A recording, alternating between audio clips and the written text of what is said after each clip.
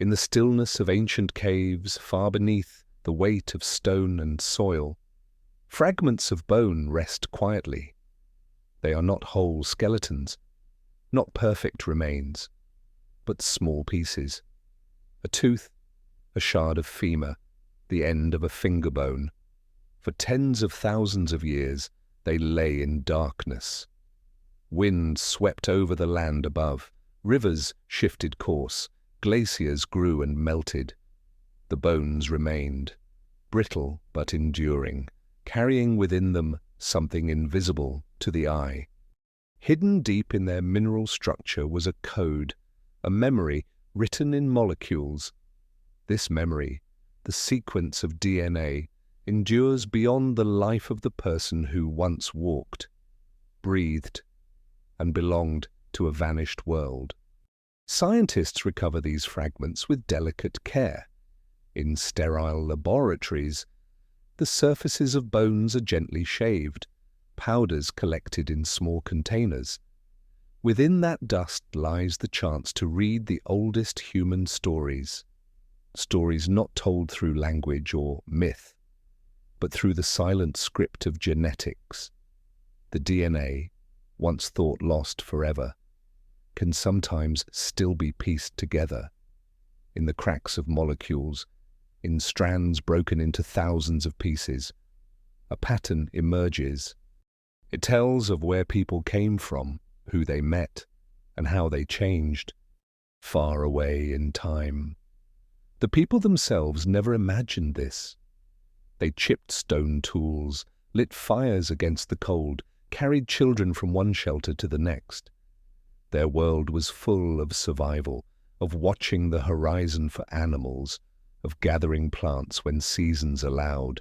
They knew rivers, mountains, winds, but they did not know that inside each of their cells rested a memory that would one day be awakened. A memory not for them, but for us. The first ancient DNA to be recovered from human remains came from a young man buried in Siberia tens of thousands of years ago. His bones were preserved in permafrost, the cold soil slowing the decay of delicate molecules. From his genome, scientists learned he belonged to a people connected to both Western and Eastern branches of humanity. His existence showed that humans moved across vast distances, carrying not just tools and traditions, but also their genetic legacy. One lesser-known discovery came from a single tooth found in a Siberian cave. The tooth was small, but inside it lingered DNA that did not belong to modern humans or to Neanderthals. Instead, it belonged to a different group, the Denisovans. For years, stone tools and faint signs of habitation had been found in that cave, but no one knew exactly who lived there. With that tooth, an entire branch of humanity was revealed. A group whose faces and languages are lost, but whose genes still survive in living people across parts of Asia and Oceania. A fragment of enamel, silent for tens of millennia, carried within it an entire chapter of human history. Yet many mysteries remain. DNA does not preserve easily. Heat, moisture, and time break it apart. In tropical regions, where humanity first thrived, little survives. Africa, the birthplace of all humans, holds countless lost stories, for its climate erases fragile molecular traces quickly, and this absence is itself a puzzle. We know humans left Africa, spreading outward, yet the precise patterns of those first steps remain difficult to trace. Genetic evidence hints at multiple migrations, some successful, some perhaps fading away without descendants. The full picture is incomplete, like a painting seen only in fragments. At the planetary scale, Earth itself shapes what can be remembered. When glaciers expand during ice ages, sea levels fall and coastlines stretch outward. Many of the first campsites of migrating humans now lie under the ocean, drowned by rising seas when ice melts. The bones of those early travelers are likely lost forever, washed beneath waves and silt. What survives on land is only a fraction, preserved by chance, protected in caves, or sealed by permafrost. The planet records human memory unevenly, offering glimpses while hiding much more. Step by step, scientists reconstruct these whispers. They compare ancient genomes with those of living people. Connections appear, threads crossing continents. A child buried in Europe may share ancestry with distant populations in Asia. A finger bone in Siberia links to islanders thousands of kilometers to the south. The reach of human journeys grows clearer with each discovery. What once seemed like separate worlds now appears as connected landscapes. One quiet detail often overlooked is the role of teeth. Harder than bone, enamel shields DNA from total destruction. Many of the most important ancient genomes come from teeth. A molar found in a cave can hold more information than all the stone tools scattered on the floor. Teeth, small and ordinary, carried within them the long memory of humanity, even when bodies were lost and shelters collapsed. The story of ancient DNA is not only about migrations, but also about encounters. When modern humans left Africa, they met others already living across Eurasia. Neanderthals in the west, Denisovans in the east. For a long time, archaeology showed evidence of shared tools and similar survival strategies, but it was DNA that revealed something deeper. There was mixing, interbreeding. Genes moved between groups, carried forward into descendants who live today. This was not a single event, but many encounters across thousands of years under varied skies, in forests, on steppes, in caves. The traces remain in the genomes of billions of people, invisible in daily life, yet present in every cell. Still, there are unanswered questions. Why did some lineages vanish? Denisovans, known only from a few bones and teeth, left no living group that can be clearly identified. Their genes persist in scattered pieces, but their voices are gone. Did they speak languages unlike ours? Did they sing, carve, tell stories by firelight? DNA cannot answer these questions. It tells us who was related to whom, but not the full richness of their lives. That mystery remains, echoing in silence. At the scale of the planet, DNA connects humans not just to each other, but to climate and environment. Each genetic lineage represents adaptation. People who lived in high altitudes, like those in the Tibetan plateau, carry genetic traits passed from Denisovans, helping them survive in thin air. Populations living in northern latitudes carry genes shaped by cold environments, by long winters and low light. Across continents, survival and adaptation left signatures in DNA, tying the human story to Earth's shifting climate. The whispers in ancient bones continue to guide us. Every new fragment recovered adds another brushstroke to the canvas of prehistory, but the canvas will never be complete. Too much has been lost to time, to water, to fire, to decay.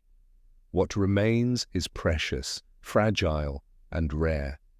And yet, even in these fragments, we see vast journeys, long forgotten. The bones, silent for millennia, carry the quiet memory of who we are and how far we have come. Across the long span of human history, one journey stands above all others. It is the first great departure, the moment when small bands of Homo sapiens left the land of their origins. Africa, with its wide savannas, fertile valleys, and shifting deserts, was the cradle of humankind. For hundreds of thousands of years, It had been home. Generations lived and died beneath its skies. Yet around 70,000 years ago, or perhaps a little earlier, groups of humans began to walk away from that cradle, carrying with them fire, tools, and memory. In their bones and in their genes, they also carried the seeds of all future humanity. The evidence of this exodus is scattered. Stone tools found along the Red Sea coast of Eritrea and Sudan, footprints of habitation in the Arabian Peninsula, and above all, genetic traces shared across continents. The DNA of living people reveals patterns that lead back to those first travelers. All non-African populations today descend from a small fraction of humans who made the crossing out of Africa. It was not the first attempt, nor the only one, but it was the migration that endured. One of the most intriguing discoveries comes from a site called Mislia Cave in Israel. There, a fragment of an upper jaw was found, more than 170,000 years old. It belonged to a Homo sapiens, far older than the main exodus. This fossil suggests that humans ventured beyond Africa much earlier, testing the lands of the Levant. Yet these early pioneers seem not to have left descendants in today's world.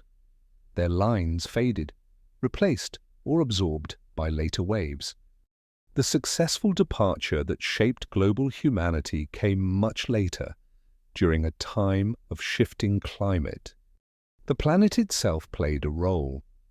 Around 70,000 years ago, global temperatures were cooler, and much of the world's water was locked in ice sheets. Sea levels fell, exposing land bridges and narrowing seas. The Bab el-Mandeb Strait, between the Horn of Africa and Arabia, was at times less than 30 kilometers wide. Small boats, or even rafts of bundled reeds, could have carried families across. Others may have walked along exposed coastlines where today waves crash against cliffs. The earth opened temporary pathways and humans took them. Lesser-known evidence comes from obsidian tools found in the Rift Valley of Ethiopia. The stone was traced back to volcanic sources located more than 100 kilometers away. This shows that humans already moved across long distances to acquire valuable materials, forming networks of exchange. Such mobility suggests they were capable of journeys far greater than a single valley or plain. If they could travel for stone, they could travel for survival. And so, when climate shifts made grasslands dry, or herds grew scarce, they had the knowledge to move farther still. Yet much remains uncertain. Did the first successful migrants leave Africa in a single wave, or in many smaller groups? Some scientists argue for a pulse of migration, one large movement that seeded the populations of Eurasia. Others suggest trickles of families leaving at different times, some surviving, some vanishing.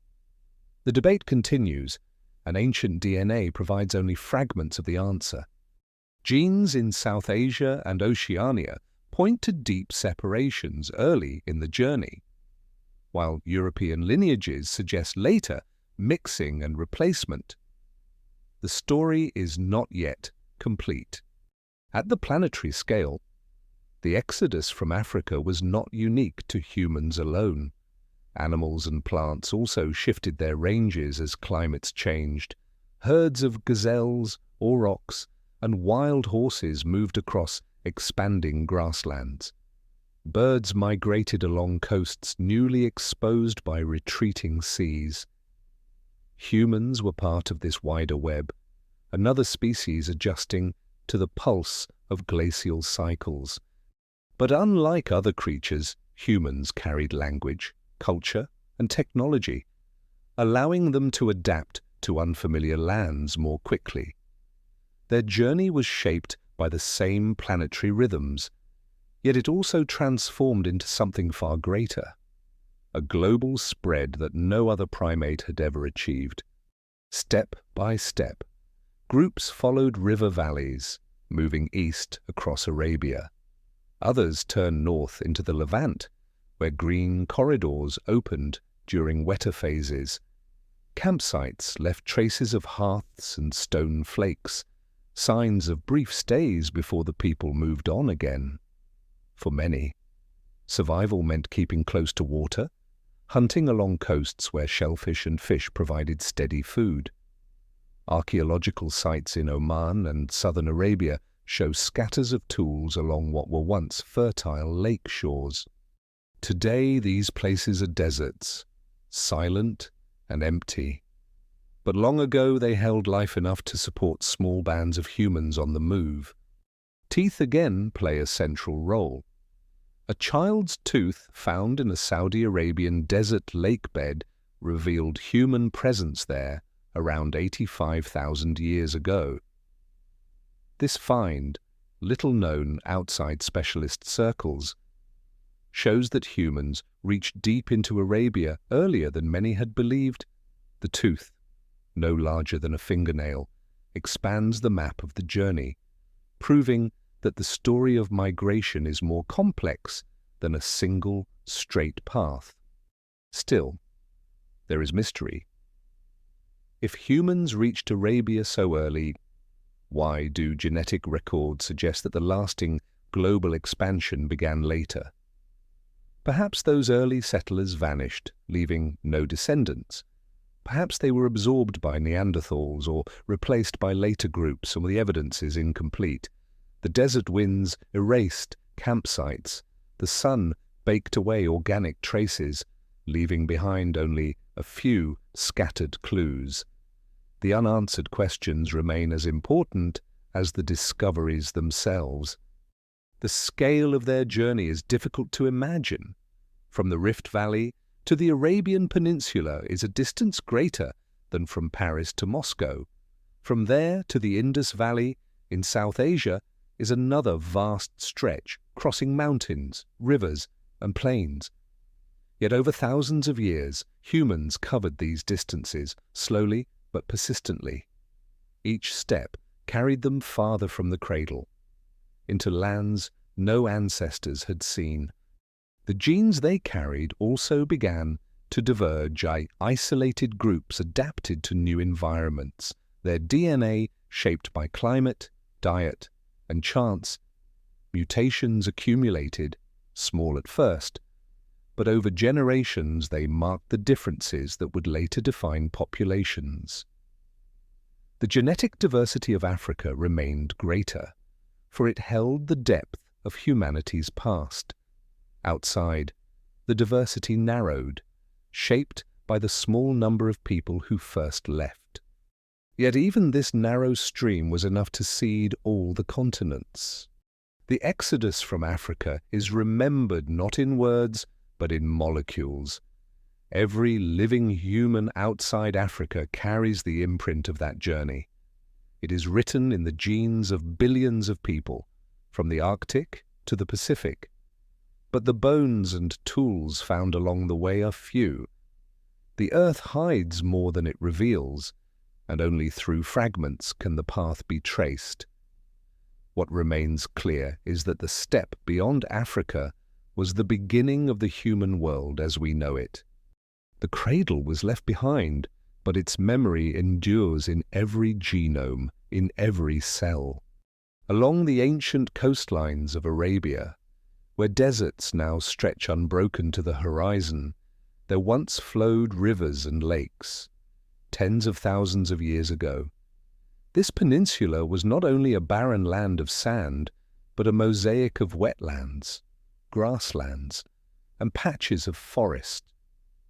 Monsoon rains reached farther north, and fresh water filled basins that today lie parched and dry.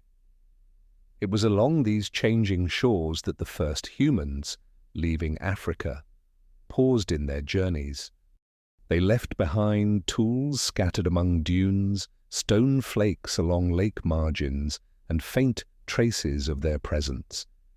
Though the winds have since buried much beneath sand, enough remains to whisper of their passage.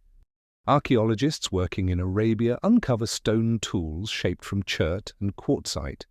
Some are simple flakes, others are finely worked points. They resemble the toolkits of early Homo sapiens in East Africa, linking the two regions across the narrow strait of the Red Sea. This connection is reinforced by genetic evidence, which shows that some of the earliest non-African lineages branched off in Arabia. Though no complete skeletons remain, the artifacts and the DNA together confirm that these coasts served as the first landing places in a wider world. One remarkable discovery comes from a site called Al-Wusta in the Nafud Desert of Saudi Arabia. There, in what is now a dry basin, scientists found a human finger bone dated to around 90,000 years ago. Nearby lay stone tools and the fossilized remains of hippopotamuses, creatures that require abundant water. The bone belonged to Homo sapiens, one of the earliest known outside Africa. This small fragment, a single finger joint, reveals that humans lived deep in the Arabian interior during a time when lakes and rivers still dotted the land. The presence of hippos shows just how different the climate was. Arabia was once a crossroads of life, green where today only sand extends. Yet the climate shifted again.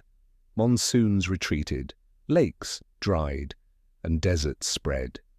Many of the early human groups may have perished or retreated southward.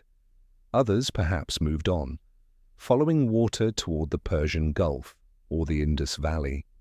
The shifting environment dictated survival, closing some paths while opening others. The survival of DNA within these early Arabian bones remains rare, for the heat quickly erases delicate molecules. Thus, most of what we know comes from stone, not from the code of life. The story is incomplete, and much is lost to time. At the planetary scale, Arabia's transformation mirrors larger cycles. As ice expanded in the north, rainfall patterns shifted in the tropics. The rhythm of glacial and interglacial periods turned green landscapes into deserts and back again. These oscillations occurred again and again, shaping when and where humans could pass. Arabia was not a permanent home for all, but a threshold. Sometimes open and sometimes closed. Its coasts and river valleys acted as gateways between continents, responding to the pulse of Earth's climate. A lesser-known detail emerges from studies of ancient lake beds across the Arabian Peninsula. Beneath layers of sand, cores drilled into sediments reveal pollen grains from plants that no longer grow there. Grasses, shrubs, and even trees once lined the water's edge. These microscopic fossils confirm what the bones of animals suggest. Arabia was habitable for extended periods. For humans traveling outward from Africa, it was not a dead zone to be crossed quickly, but a land where camps could be built and generations could live. Still, mysteries remain. Did humans who reached Arabia at 90,000 years ago contribute to the ancestry of modern populations, or were they later replaced by subsequent waves, leaving no genetic trace? Ancient DNA is nearly absent from these early Arabian remains, leaving the question unresolved. Archaeological sequences suggest repeated occupations, but the continuity between them is uncertain. It is possible that entire lineages rose and vanished in this peninsula, erased by climate change and time, their stories preserved only in scattered tools. Step by step, humans adapted to this demanding land. Along the coasts, they harvested shellfish and fish, resources that could sustain them when inland lakes dried. Middens of shells, faint but visible, mark places where meals were shared beside the sea. Inland, they tracked game across grasslands, hunting gazelle and antelope. Seasonal movement may have carried them between coast and desert, following the rhythms of water and animal migration. Each adaptation shows the flexibility that allowed our species to endure where others could not. The geography of Arabia also offered pathways outward. To the north lay the Levant, where fertile valleys connected Africa to Eurasia. To the east, beyond the Persian Gulf basin, lay the route toward Iran and South Asia. Arabia was therefore not only a refuge, but also a corridor. Every major migration beyond Africa passed through or around it. Though deserts later gave the impression of isolation, in deep time the peninsula was a bridge. One quiet but important clue lies beneath the waters of the Persian Gulf. During glacial periods, sea levels dropped more than 100 meters, exposing a vast plain where the Gulf now lies. Rivers from Iran and Mesopotamia converged there, forming a fertile basin. Some researchers suggest this plain supported human populations for thousands of years, a green refuge now submerged. If true, the Gulf may hide entire chapters of early human history, including settlements, campsites, and perhaps even burials. Today, these traces lie beneath water and silt, beyond easy reach, awaiting future discovery. The Arabian story is therefore both presence and absence. We see fragments of lives, tools, bones, shells, yet we also face wide gaps where climate and sea have erased the record. The peninsula reminds us that the path out of Africa was not straightforward. It was shaped by changing rains, rising sea antiaches and shifting deserts. People came, settled, and sometimes vanished. Others followed, repeating the journey, adding layers to the story.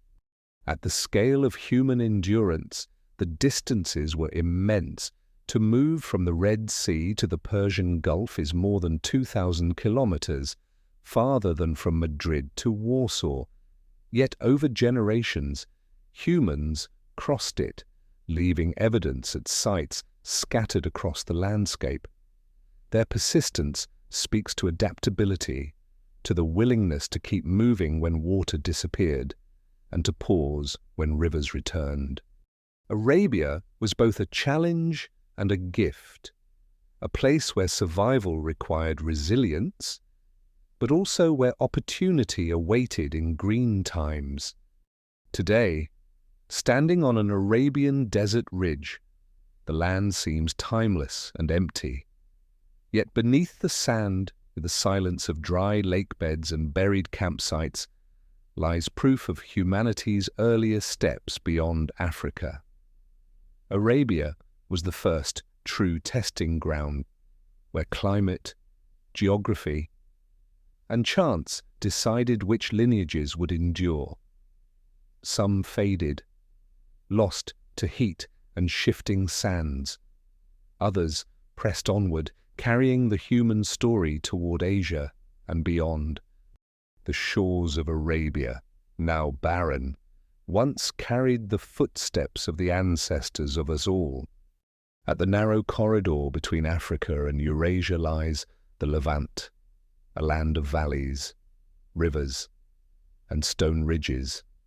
For hundreds of thousands of years, this region has been a passageway, a meeting ground where different human groups came face to face. To the south stretched the deserts and savannas of Africa. To the north and east spread the vast landscapes of Asia and Europe. The Levant was the bridge between them, a crossroads where the paths of Neanderthals, Homo sapiens, and perhaps other hominins converged. Here, stone tools, bones, and, more recently, fragments of DNA reveal encounters that shaped the ancestry of the world. Archaeological discoveries in caves, such as Skul and Kafse in present-day Israel, provide some of the earliest evidence of modern humans outside Africa. Skeletons found there dating to about 120,000 years ago, show features clearly belonging to Homo sapiens. They were buried with care, some alongside animal bones or red ochre, suggesting symbolic behavior. Yet these early settlers did not remain. Their lineages did not survive into later populations. The Levant at that time was home also to Neanderthals, and the balance of climate likely decided which group held the land. When colder, drier periods arrived, Neanderthals returned, pushing Homo sapiens back toward Africa or into local extinction. The Levant, like a gate, opened and closed with the rhythm of climate. Later, around 70,000 years ago, another wave of Homo sapiens entered the region. These were the ancestors whose descendants spread across Eurasia. Genetic studies confirm that it was during or soon after this time that interbreeding occurred with Neanderthals. Every living person outside Africa today carries small portions of Neanderthal DNA, about 1 to 2%, inherited from these encounters. The Levant, with its fertile valleys and water sources, provided the landscape for these meetings. It was not the only place, but it was among the first where humans from Africa and Neanderthals from Eurasia met face to face. One lesser-known detail comes from a site called Manuk Cave in northern Israel. There, in 2008, researchers discovered a partial skull dating to about 55,000 years ago. The shape of the skull shows it belonged to a Homo sapiens, close in time to the period of interbreeding with Neanderthals. This fossil bridges a critical gap, placing modern humans in the Levant at exactly the moment genetic evidence suggests mixing took place. The Manuk skull therefore provides rare physical confirmation of what DNA had already implied. Still, mysteries endure. Were these encounters peaceful exchanges, or were they rare and fleeting? Did humans and Neanderthals share shelters, trade stone, or exchange knowledge of the land? Archaeology shows overlapping tool technologies, sometimes indistinguishable between groups, and this may reflect imitation, or perhaps even shared traditions. Yet bones tell little of the nature of contact. What we know for certain is that genes flowed between them. The exact circumstances remain beyond reach, left to the silence of time. At the planetary scale, the Levant's role was shaped by shifting climate zones. During wetter phases, the region blossomed with rivers and woodlands, forming what scientists call green corridors. These corridors connected Africa to Eurasia, allowing animals and humans alike to move freely. Gazelles, elephants, and wild cattle migrated through, followed by hunters. During drier phases, deserts expanded, and the Levant became more of a barrier than a bridge. Human presence waxed and waned with these cycles, making the region a dynamic threshold rather than a permanent homeland. In caves across the Levant, archaeologists find layers that alternate between Neanderthal and Homo sapiens occupation. At Tabun Cave, for instance, deposits show Neanderthals living there around 100,000 years ago, while later levels reveal stone tools associated with Homo sapiens. This alternating presence reflects the ebb and flow of climate and competition, as groups entered and retreated from the same spaces over tens of thousands of years. Teeth once again provide vital evidence. A child's molar discovered at Kafse showed developmental patterns similar to modern humans, contrasting with the slower-growing teeth of Neanderthals. Such details reveal differences in life history, with Homo sapiens maturing more quickly. These small biological contrasts may have influenced survival and reproduction, shaping the balance between the two groups. Though often overlooked, a single tooth can confirm subtle distinctions that stone tools cannot show. Yet, for all these insights, the Levant holds unresolved puzzles. Genetic signals in modern populations hint at ancient contributions from groups other than Neanderthals and Homo sapiens. Some researchers propose the presence of a third, as yet unidentified lineage that once lived in this corridor. The evidence is faint, a shadow in the genome, but it suggests that the Levant may have hosted not just two, but several human groups, interacting in ways still unknown. The distances involved are not vast compared to later migrations. From the Nile Valley to the Levant is a journey of roughly 1,000 kilometers, less than the distance from Paris to Rome. Yet in the context of the Ice Age world, such a journey was immense. It meant crossing deserts, mountains and rivers, carrying fire and tools along the way. For those who made it, the Levant offered both opportunity and challenge, fertile valleys rich in game, but also competition from established Neanderthals. The interbreeding that occurred here had lasting consequences. Genes inherited from Neanderthals influence traits in living humans today, from immune system function to skin adaptation. These traces remind us that the Levant was not just a passageway, but a place where the future of humanity was reshaped. In every living non-African person, fragments of Neanderthal ancestry testify to encounters in this land. Still, the archaeological record is uneven. Many sites lie buried beneath modern towns, farms, or inaccessible landscapes. Others have been lost entirely. What we know comes from a handful of caves and valleys, a fraction of what once existed. The Levant, as a bridge, has carried countless migrations, human and animal alike. Yet its full record is fragmented, leaving open questions that may never be answered. Step by step, as humans left Africa and entered the Levant, they began the long process of becoming a global species. The meeting with Neanderthals here was only the first of many encounters with other lineages, but it set the pattern: migration, contact, mixture, and survival. The Levant, with its alternating climates and shifting populations, embodies the complexity of that process. It was never simply a gateway to be crossed once. It was a living landscape, contested, shared, and revisited again and again. Today, when one stands among its limestone cliffs or looks into the dark mouths of its caves, it is possible to imagine the layers of lives once lived there. Fires burned in these shelters, voices echoed in the darkness, hands shaped stone into sharp edges. Some of those voices belong to Homo sapiens, others to Neanderthals. Together, they left traces that connect to us across time. The Levant was their meeting ground, and through them, it became ours as well.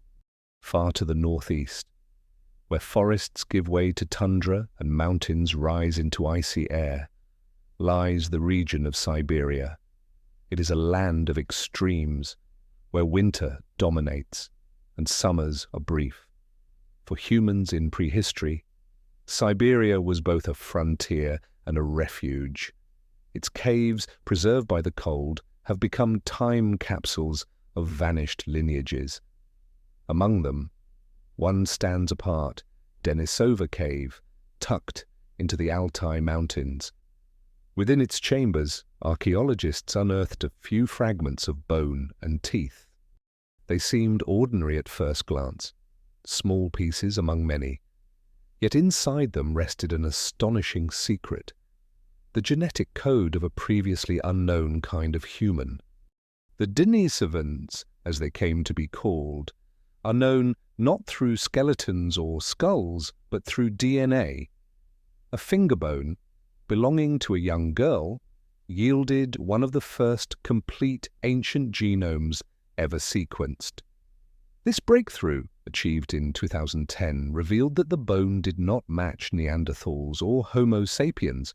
Instead, it belonged to a separate lineage, one that had branched from the Neanderthal line hundreds of thousands of years earlier.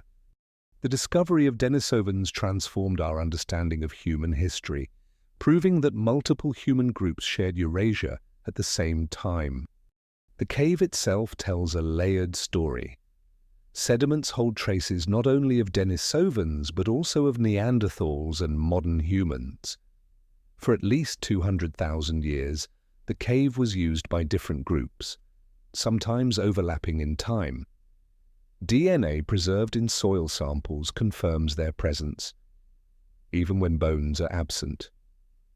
The Altai Mountains, therefore, were not only a distant refuge but also a meeting ground. The cold climate and stable cave environment kept ancient molecules intact, allowing scientists to recover whispers of lives otherwise lost. A lesser-known detail comes from a tiny fragment of long bone, so small that it was unidentifiable by sight. Genetic analysis revealed that it belonged to a girl whose mother was Neanderthal and father Denisovan. This direct hybrid, nicknamed Denny, lived more than 50,000 years ago. Her existence proves that interbreeding was not rare or accidental. Neanderthals and Denisovans met and produced offspring, adding yet another layer to the tangled story of human ancestry. Such direct evidence of mixed heritage remains exceptionally rare, but it confirms what scattered genes in modern populations had already suggested. Boundaries between groups were porous, and contact shaped us in enduring ways. Still, mysteries remain. Denisovans are known only from a few bones and teeth, all found in Siberia and a cave in Tibet. Yet their genetic legacy stretches much farther. Populations in Melanesia, Papua New Guinea, and parts of Southeast Asia carry up to 5% Denisovan DNA. Some modern Tibetans possess a Denisovan-derived gene that helps them breathe in thin mountain air.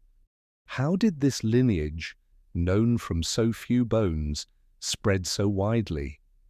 Did Denisovans occupy vast territories across Asia, leaving behind traces that have yet to be found? Or did small, isolated groups contribute their genes in key encounters that shaped survival in challenging environments? The answers remain hidden, awaiting discoveries in caves still unexcavated. At the planetary scale, Siberia's role highlights the importance of climate. During glacial periods, when much of the northern hemisphere was locked in ice, Siberia's steppe tundra expanded, rich with grazing animals. Mammoths, woolly rhinoceroses, and bison roamed in great herds, providing food for humans hardy enough to endure the cold. The abundance of prey made this frozen frontier habitable, despite its harsh winters. When glaciers retreated, forests spread, changing the availability of resources and forcing human groups to adapt again. These cycles of expansion and contraction shaped who could live in the north, and for how long. Stone tools in Siberia reveal both continuity and change. Some toolkits resemble those of Neanderthals farther west, suggesting shared traditions. Others reflect innovations more typical of Homo sapiens. This blend mirrors the genetic evidence. Populations interacted, borrowing techniques and exchanging knowledge as they moved through the region. Caves like Denisova preserve these layered records, with sediment showing shifts from one cultural tradition to another. Each layer, like a page in a book, records the presence of different groups who passed through, adapted, and sometimes vanished. Teeth, once again, serve as durable archives. Denisovan molars are larger than those of Neanderthals or Homo sapiens, with distinctive shapes not seen in living humans. These teeth suggest dietary adaptations, perhaps suited to hard or fibrous foods common in northern environments. The size and strength of Denisovan teeth stand out, providing rare physical traits in a lineage otherwise known mostly through invisible DNA. Yet, despite these glimpses, Denisovans remain enigmatic. No complete skull has been found. We do not know their faces, their stature, or their voices. Their culture, language, and lifeways are largely absent from the record. Only genetics gives them form. This absence is itself a reminder of the fragility of history. An entire branch of humanity can exist for hundreds of thousands of years, shaping the genes of living people, and still vanish almost entirely from the fossil record. The distances that separate Siberia from other centers of human activity are immense. From Denisova Cave to the coasts of Southeast Asia is more than 5,000 kilometers, greater than the distance from London to Baghdad. Yet genetic traces show connections between them. Somehow, across generations and landscapes, Denisovans or their descendants moved, met others, and left behind a legacy. This vast scale emphasizes the mobility of ancient humans who, though lacking modern technology, crossed continents through persistence and adaptation. The cold silence of Siberia preserves echoes that warmer lands erase. While tropical regions strip DNA from bones within centuries, the frost and stable caves of the Altai Mountains keep molecules intact for tens of millennia. This preservation is why Denisovans are known at all, and why their story continues to unfold. Each new fragment from Siberia holds the possibility of revealing not only their presence, but also their connections across continents. The tale of Denisova Cave, then, is not only about a lost lineage. It is also about the power of ancient DNA to uncover what stone alone cannot. Bones as small as a fingernail, once overlooked, now speak volumes when sequenced. They tell us that humans were never alone, that our journey was shared with others, and that contact and exchange shaped who we became. Siberia, vast and cold, remains a place where echoes of that shared past still linger in frozen soil and hidden caves. When we imagine the Sahara today, we think of endless dunes, scorching heat, and a vast emptiness broken only by scattered oases. Yet the desert has not always been this way.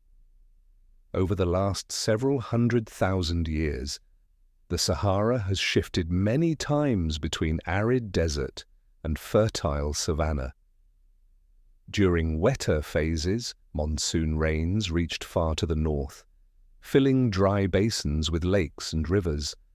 Grasslands spread, and herds of animals roamed where sand now dominates. In these green Sahara periods, humans lived across this immense landscape. They left behind tools, rock art, and traces of settlements. Some even left fragments of DNA, silent reminders of forgotten peoples whose lives unfolded in a land that no longer exists. Archaeological evidence shows that during these humid phases, people thrived in regions now inhospitable. At sites in Chad, Niger, and Libya, stone tools and pottery fragments lie buried beneath dunes. Some settlements stood on the shores of vast lakes, such as Lake Megachad, once one of the largest freshwater bodies on Earth. Others clustered around smaller basins, where fish, crocodiles, and hippos swam. Rock art across the central Sahara depicts cattle, giraffes, and elephants, proof of thriving ecosystems far different from the desert of today. These scenes confirm that people herded animals, fished, and hunted across fertile plains now erased by shifting sands. Genetic studies hint at the legacy of these ancient Saharan peoples. DNA recovered from skeletons buried near lakes and rivers shows connections between populations of North Africa and sub-Saharan Africa. Some genetic lineages present in modern Africans trace back to communities who lived in the Sahara during its green phases. These groups moved north and south as climate shifted, mixing with neighbors and carrying their genes into distant populations. The Sahara, far from being a barrier, acted as a corridor linking regions that today seem divided. One lesser-known discovery comes from Gobero in Niger, where archaeologists unearthed a cemetery containing dozens of burials from around 8,000 years ago. The people buried there lived beside a long-vanished lake, surrounded by lush vegetation. Grave goods included ornaments made of shells carried from the distant coast, showing long-distance connections. The bodies were carefully positioned, some with arms linked, suggesting ritual or symbolic practices. Although DNA preservation was poor, the site reveals a community that flourished in what is now one of the driest places on Earth. Gobero's people are gone, their lake dried, and their descendants uncertain, but their presence adds depth to the story of the Sahara. Still, many mysteries endure. How many times did the Sahara shift between green and arid states?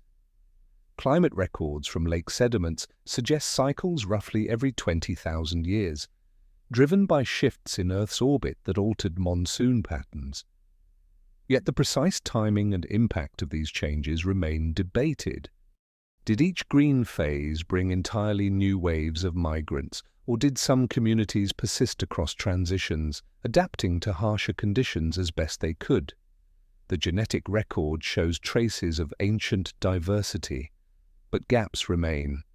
Much has been erased by time, heat, and shifting sand. At the planetary scale, the Sahara's transformations remind us of the power of climate to shape human lives. When monsoons strengthened, rivers carved across the desert, lakes expanded, and plants flourished. When they weakened, deserts spread rapidly, driving humans to migrate toward the Nile Valley, the Mediterranean coast, or deeper into sub-Saharan Africa.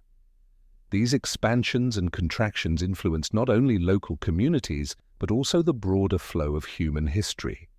Movements triggered by the Sahara's cycles helped connect Africa, the Middle East, and beyond. One subtle but striking detail is the discovery of marine shells hundreds of kilometers from the coast, found in ancient burials.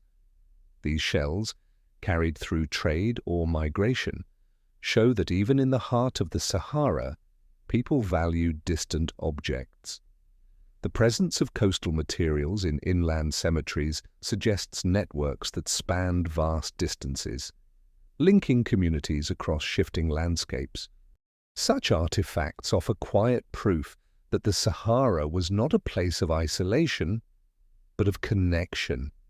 As the climate dried, the lush savannas retreated. By around 5,000 years ago, the Sahara had largely returned to desert, and most of its inhabitants had moved on. Some went east to the Nile Valley, contributing to the rise of early agricultural societies along the river. Others moved west or south, blending into populations across Africa. Their genes remain scattered in modern lineages, though their names and cultures are lost. The desert erased their settlements, but not their legacy. Teeth and bones buried in caves and lake beds sometimes preserve fragments of DNA, offering rare glimpses of these forgotten peoples. One study of ancient remains in Mali and Sudan revealed genetic profiles distinct from later populations, suggesting lineages that no longer exist today. These ghost populations, as geneticists sometimes call them, are invisible in archaeology, but detectable in the genomes of their descendants.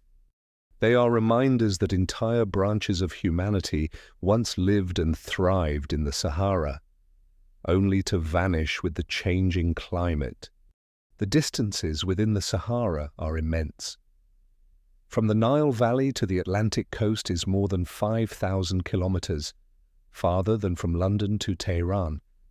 Yet during green phase, these distances were bridged by rivers, grasslands, and herds. Humans followed the animals, fishing in lakes, hunting in savannas, and building temporary camps. For thousands of years, the Sahara was not a desert, but a homeland. Its transformation back into aridity scattered its people, leaving their traces only in the genomes of later generations. Today, standing on a Saharan dune, it is difficult to imagine lakes stretching to the horizon or hippos wallowing in marshes. Yet the evidence is undeniable: bones of crocodiles buried in sand, cave paintings of cattle drives, and pollen grains of plants that once grew under monsoon rains. Together, these pieces reveal a Sahara that was alive, green, and full of human stories. The forgotten peoples of that time remind us how fragile human life is against the vast rhythms of Earth. They adapted when the land was fertile, and they moved when it turned dry. Their descendants live on, even if their names, languages, and cultures are lost to shifting dunes. The Sahara's cycles continue, though on timescales too vast for one lifetime. Its memory is written in sediments, in rock art, and in fragments of DNA.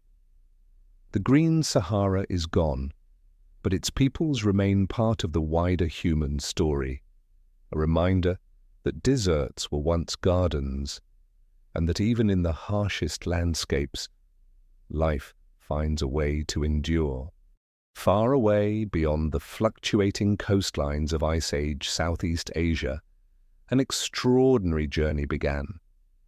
Early humans moved from the Sunda Shelf, the landmass now forming mainland Southeast Asia, across waters that were far shallower than today. They reached Sahul, the combined continent of modern Australia, New Guinea, and Tasmania.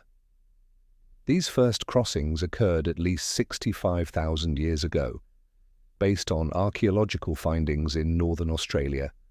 Evidence from rock shelters and coastal sites points to communities capable of building rafts or simple boats, navigating through open waters between islands. They carried with them not only tools and food, but also the knowledge of survival in unfamiliar landscapes. The environment of this region was unique. Glaciers locked vast amounts of water in the poles, lowering sea levels by more than 100 meters. Coastlines stretched outward, connecting many islands, yet some channels remained. These were not narrow rivers but open seas, sometimes spanning tens of kilometers. Archaeologists debate the exact routes. Some suggest a northern path from Borneo through Sulawesi and the Maluku Islands. Others propose a southern route through Timor. In either case, early humans had to plan crossings that modern humans would consider challenging without advanced navigation tools.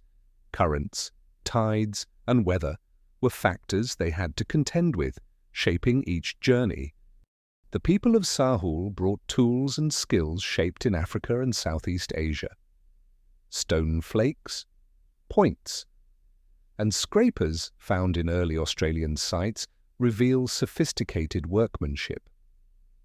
Charcoal from ancient hearths shows controlled use of fire, perhaps carried during the voyage or created anew on arrival. Shell middens indicate diets including fish, mollusks, and other coastal resources. Inland, megafauna like giant kangaroos and wombats were hunted, leaving footprints in both sediments and oral traditions passed down over generations. Each site reflects human ingenuity and adaptability in unfamiliar ecosystems. A lesser-known aspect of these migrations is the use of symbolic objects. In sites like Majidbebe in northern Australia, archaeologists found grindstones, pigment fragments, and small beads. These items suggest social networks, rituals, or communication, even during early settlement. They indicate that humans arriving in Sahul did not only survive but also maintained cultural practices, possibly teaching newcomers to the land or celebrating milestones. These small artifacts offer glimpses into minds capable of abstract thought, far from being purely subsistence-driven. Genetic evidence aligns with archaeological findings. DNA studies show that the descendants of these first Sahul migrants diverge from other Asian populations tens of thousands of years ago. Some lineages remain today among Aboriginal Australians and Papuans. These genetic signatures highlight isolation caused by rising sea levels after the last glacial maximum. Islands became separated, populations fragmented, and interactions limited. Despite isolation, cultural continuity persisted for millennia, as seen in the survival of certain tool types and symbolic practices. Mysteries endure regarding how intentional these crossings were. Did groups plan their voyages knowing they would encounter new lands, or were some crossings accidental, driven by storms or drifting rafts? The distances were considerable. Even the shortest channels may have stretched over 60 kilometers. Evidence of repeated settlement suggests intentional movement, yet definitive proof remains elusive. Each island crossing reflects both courage and necessity, shaped by curiosity, opportunity, and survival. At the planetary scale, these migrations occurred as glaciers locked water in ice sheets. Sea levels fluctuated over millennia, revealing and hiding land bridges. Rivers flowed into shallow continental shelves, forming lagoons and wetlands. Islands appeared as stepping stones and vanished beneath the rising seas. Humans adapted to these environmental changes, migrating and modifying technologies to suit each landscape. Their movements reshaped the genetic and cultural map of Sahul, connecting far-flung islands while isolating populations for tens of thousands of years. One subtle detail lies in the rock shelters along the Arnhem Land Plateau. Here, early humans etched figures of animals and abstract designs into stone walls. Some are over 65,000 years old, making them among the oldest known examples of figurative art. These artworks suggest not only survival, but a profound engagement with the surrounding environment. Humans observed and recorded patterns of animal behavior, water sources, and seasons. Artistic expression was intertwined with practical knowledge, reinforcing social bonds and perhaps guiding newcomers through complex ecosystems.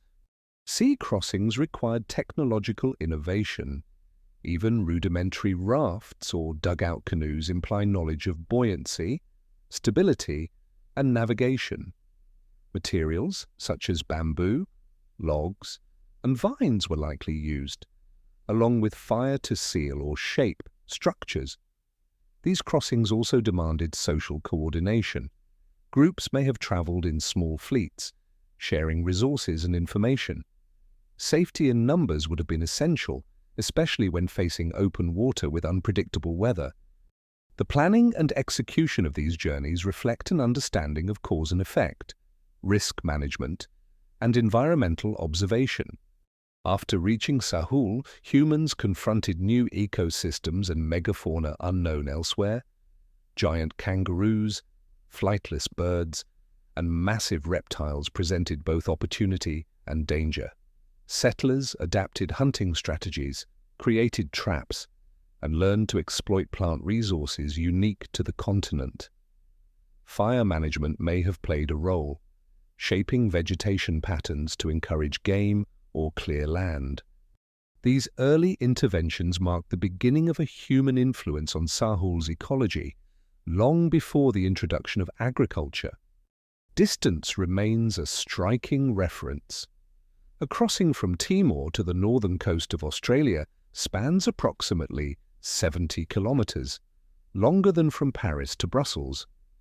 Yet early humans managed repeated voyages, establishing settlements along coasts and rivers. Their success shows the combination of observation, planning, and adaptability that characterizes our species. The islands of Sahul became home to diverse communities, each navigating both land and sea, and each contributing to the rich genetic and cultural legacy that persists today. In the end, the story of Sahul illustrates human resilience in the face of unknown oceans and unfamiliar lands. It shows the interconnection between environment, technology, and cognition. It emphasizes movement, not stasis; exploration, not mere survival.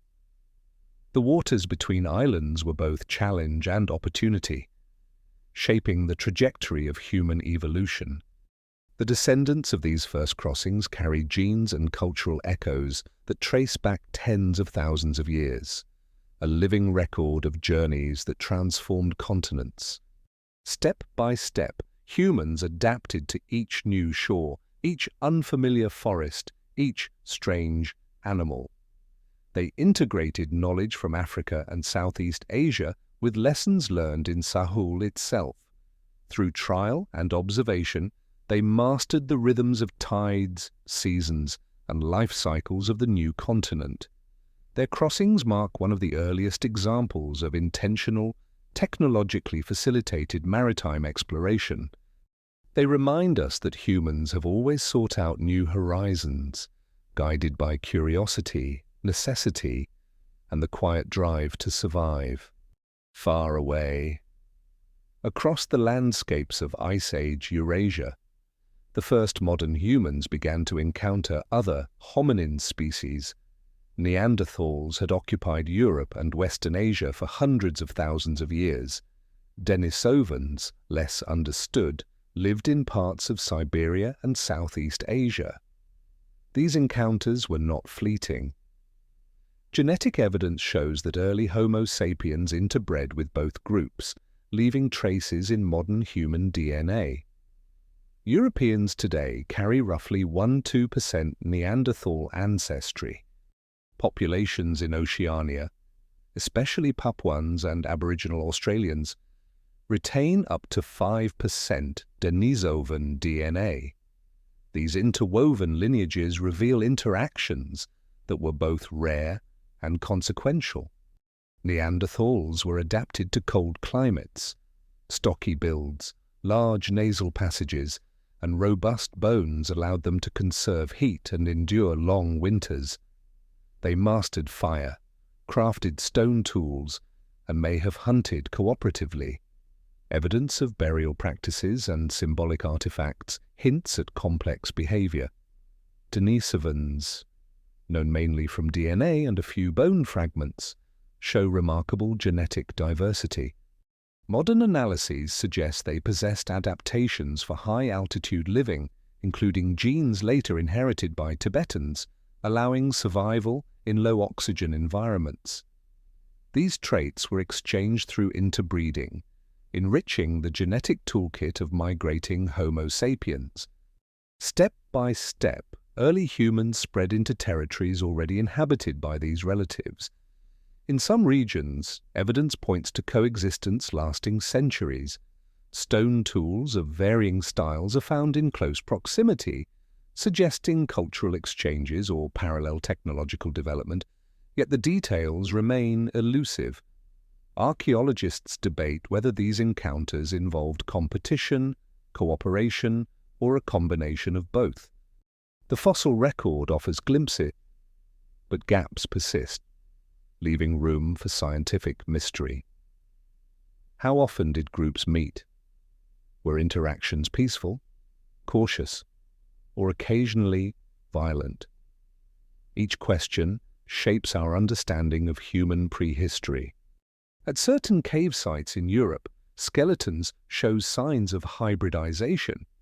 A child found in Romania, dating to roughly 45,000 years ago, carries both Neanderthal and Homo sapiens features. The genome of Denisova cave individuals in Siberia reveals interbreeding events, possibly occurring multiple times over tens of thousands of years. Such findings demonstrate that modern humans did not simply replace other hominins.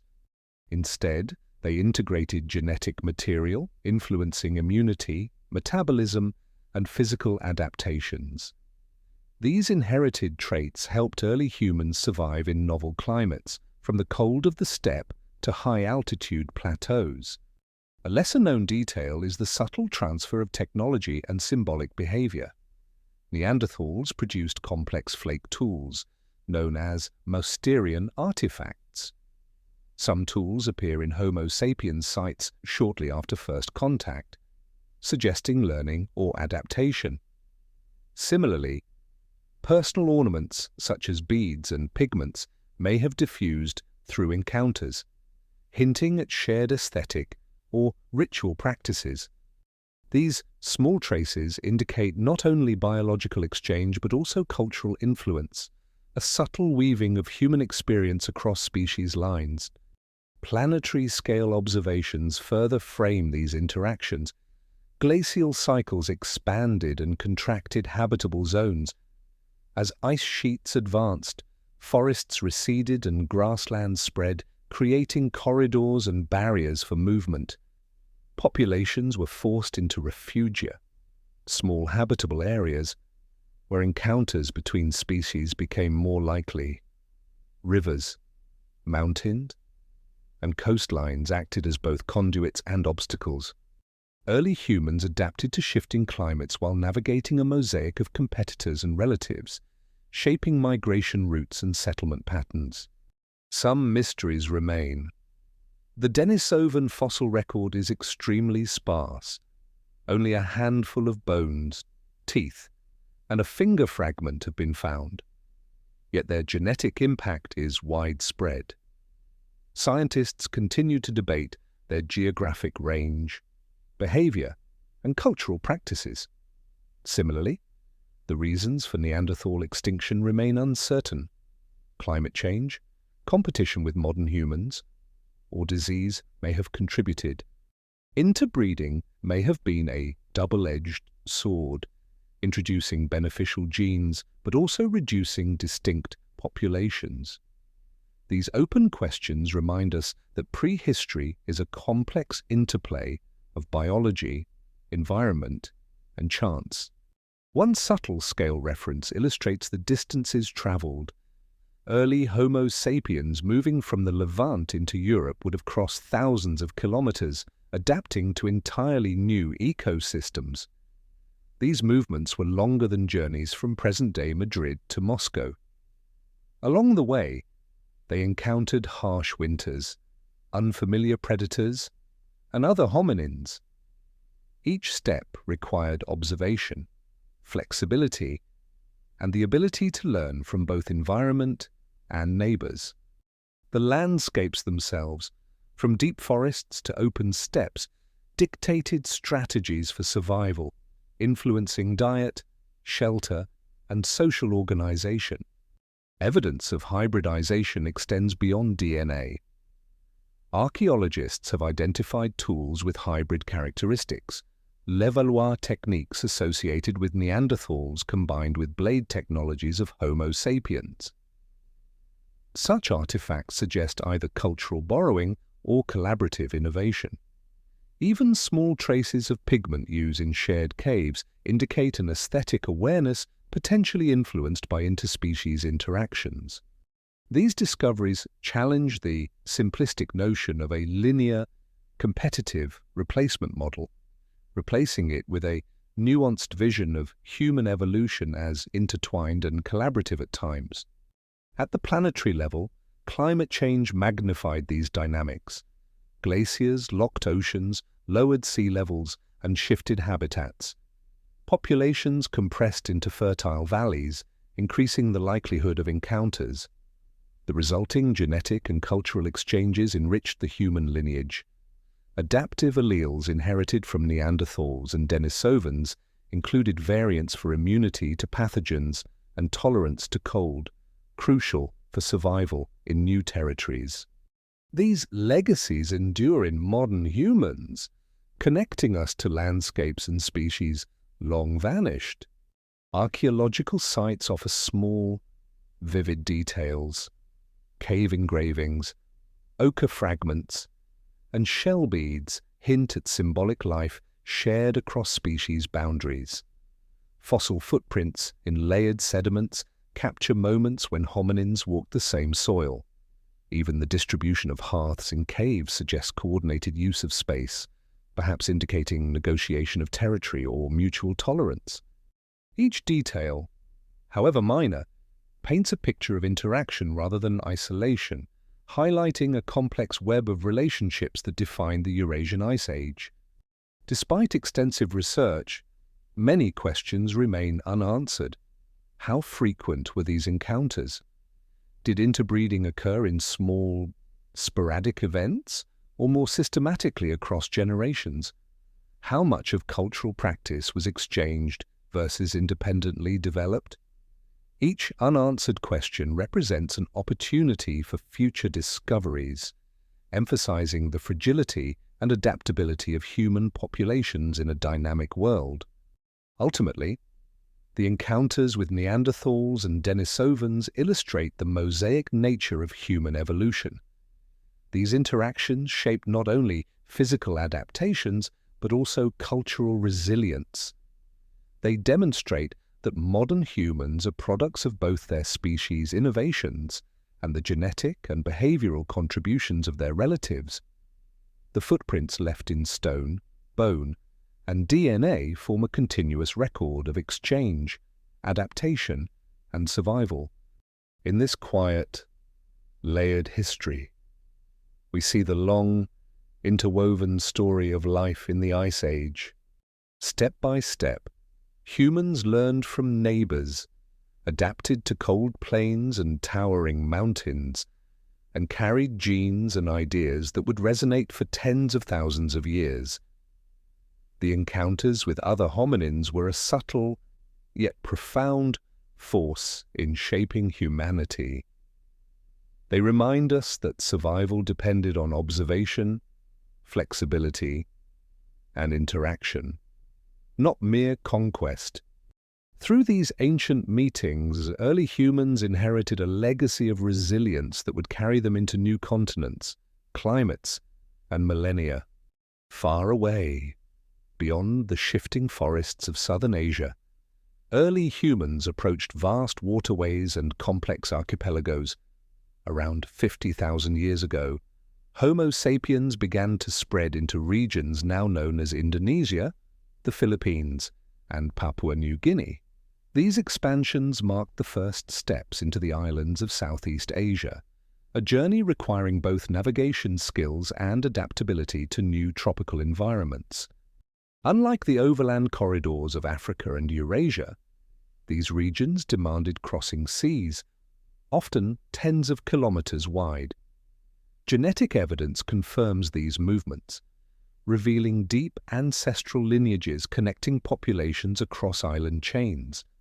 Step by step, populations dispersed along coastlines, rivers, and islands, exploiting a diversity of habitats. Mangroves, estuaries, and coral reefs offered abundant food, from fish and shellfish to nuts and fruits. Archaeological sites such as Liangbua on Flores, Indonesia, reveal habitation patterns that coincide with these early migrations.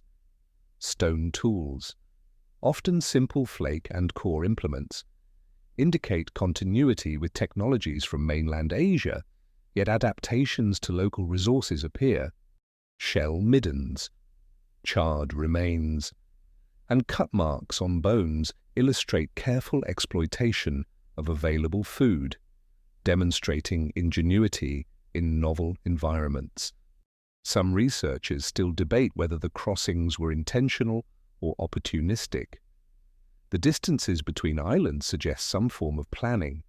The presence of humans on Sahul, the combined Pleistocene landmass of Australia and New Guinea, implies that early migrants understood tides, currents, and seasonal winds. This remains a mystery, as no direct evidence of boats or rafts survives from this period. The ability to traverse open water without leaving a trace in the archaeological record challenges assumptions about technological sophistication in these early populations. A lesser-known detail emerges from genetic studies. Populations in Sahul retained DNA traces of Denisovans, despite these hominins being rarely represented in fossils of Southeast Asia. Modern Papuans and Aboriginal Australians carry unique alleles associated with high-altitude adaptation, immunity, and metabolism, suggesting that early interbreeding occurred somewhere along the migration routes. These genetic signatures are a quiet record of past encounters, invisible in the landscape yet lasting in every cell of subsequent generations. Planetary-scale observations help frame these movements. During the late Pleistocene, sea levels were lower, exposing land bridges and narrowing the gaps between islands. Sunderland, the combined continental shelf connecting much of present-day Indonesia, Malaysia, and surrounding islands, allowed humans to traverse long stretches of land previously underwater. Yet deep channels still required open water crossings. These environmental conditions shaped migration corridors, determining which islands were accessible and which remained isolated, influencing both settlement patterns and genetic divergence. Early crossings were long and dangerous. Currents, storms, and the unpredictability of open water imposed limits on survival. Groups had to travel with sufficient knowledge, provisioning, and possibly social coordination. A migration from the southern coast of Asia to Sahul could exceed hundreds of kilometers over open sea. For comparison, this distance surpasses a journey from Berlin to Istanbul. Such migrations demonstrate the resilience, observational skill, and cautious experimentation necessary for survival. Stone tools and shell ornaments provide additional evidence of innovation. Simple implements adapted to new materials, such as coral, shell, and driftwood, suggest flexibility in tool-making traditions. Sites in Sulawesi, Indonesia, display hand stencils and rock art, hinting at early symbolic behavior. The oldest dated examples of these artworks predate 40,000 years ago, indicating that cultural practices were being transferred alongside technological skills. These small traces show that early humans carried knowledge into new lands, blending inherited practices with environmental adaptations. Step by step, groups spread along coasts and into interior valleys, following resources. In Sahul, the landscape presented new challenges: tropical forests, rivers, and mountainous terrain. Archaeological evidence points to semi-sedentary settlement patterns, with repeated occupation of fertile valleys and cave shelters. Fire remained crucial for cooking, protection, and managing vegetation. Small hearths, charcoal deposits, and stone scatters in caves suggest that humans organized space methodically, controlling fire to shape habitability in unfamiliar landscapes. Some questions remain unresolved. The precise timing of arrival in Australia, debated between 50,000 and 65,000 years ago, influences interpretations of human-environment interaction. Did early populations arrive in a single wave or through multiple migrations? How did they negotiate sea crossings without leaving material evidence? Each unanswered question highlights the fragility of the archaeological record, where organic materials rarely survive and only the most durable artifacts persist. The gaps leave room for reinterpretation as new sites and techniques, including sediment DNA analysis, refine our understanding. A subtle scale reference underlines the magnitude of these journeys. Traveling across island chains involved distances longer than from Paris to Vienna. Survival required adaptation to different ecosystems, from mangroves to montane forests. Early humans observed seasonal cycles, monitored tides, and exploited marine resources systematically. This knowledge, passed down through generations, allowed populations to establish footholds on islands separated by open water, a remarkable achievement in human dispersal. Planetary processes shaped every step. Rising and falling sea levels continually altered coastlines, creating temporary land bridges and submerging familiar terrain. Tsunamis, monsoon storms, and volcanic eruptions added uncertainty. Yet, humans navigated this dynamic landscape, responding to environmental pressures with mobility, innovation, and flexible subsistence strategies. These interactions between people and planet influenced settlement density, resource distribution, and even genetic patterns, linking environmental change to human evolution. Evidence of tool exchange and symbolic behavior is sparse but significant. Shell beads, pigments, and ochre fragments suggest aesthetic awareness and possibly social signaling. These artifacts, though few, hint at communication networks or shared cultural practices that persisted across generations. Even in isolated islands, humans maintained behavioral continuity with mainland populations, demonstrating that cultural traditions traveled alongside migration. Despite progress in research, many mysteries endure. The methods of early maritime travel remain speculative. The distribution of Denisovan genetic material suggests encounters that are invisible in the fossil record. Archaeologists continue to debate the role of environmental knowledge, social learning, and technological ingenuity in successful dispersal. Each discovery illuminates part of the story, yet much remains hidden beneath sediment, water, and time. Ultimately, the crossing into Southeast Asia and Sahul reflects both challenge and adaptability. Humans did not merely follow land corridors, they ventured into open water, tested unfamiliar habitats, and integrated new resources into subsistence strategies. Genetic inheritance, tool innovation, and symbolic expression reveal a complex, multi-layered expansion. These journeys illustrate the resilience of early humans and the subtle, enduring influence of encounters with other hominins, landscapes, and environmental shifts. Step by step, humans entered archipelago, navigated changing seas, and established lifeways that would endure for tens of thousands of years. The genetic and cultural traces left behind testify to ingenuity, patience, and careful observation. In this quiet, expansive record, we witness the foundations of human presence across continents and islands, a story preserved in DNA, stone, and sediment. Far away, in the rugged landscapes of Eurasia, early modern humans began to meet other hominins who had occupied these regions for hundreds of thousands of years. Neanderthals, robust and adapted to cold climates, inhabited Europe and Western Asia, while Denisovans, known mostly from genetic and fragmentary evidence, resided in parts of Siberia and Southeast Asia. Around 45,000 to 50,000 years ago, Homo sapiens entered these territories, leaving behind a complex trail of contact, coexistence, and interbreeding.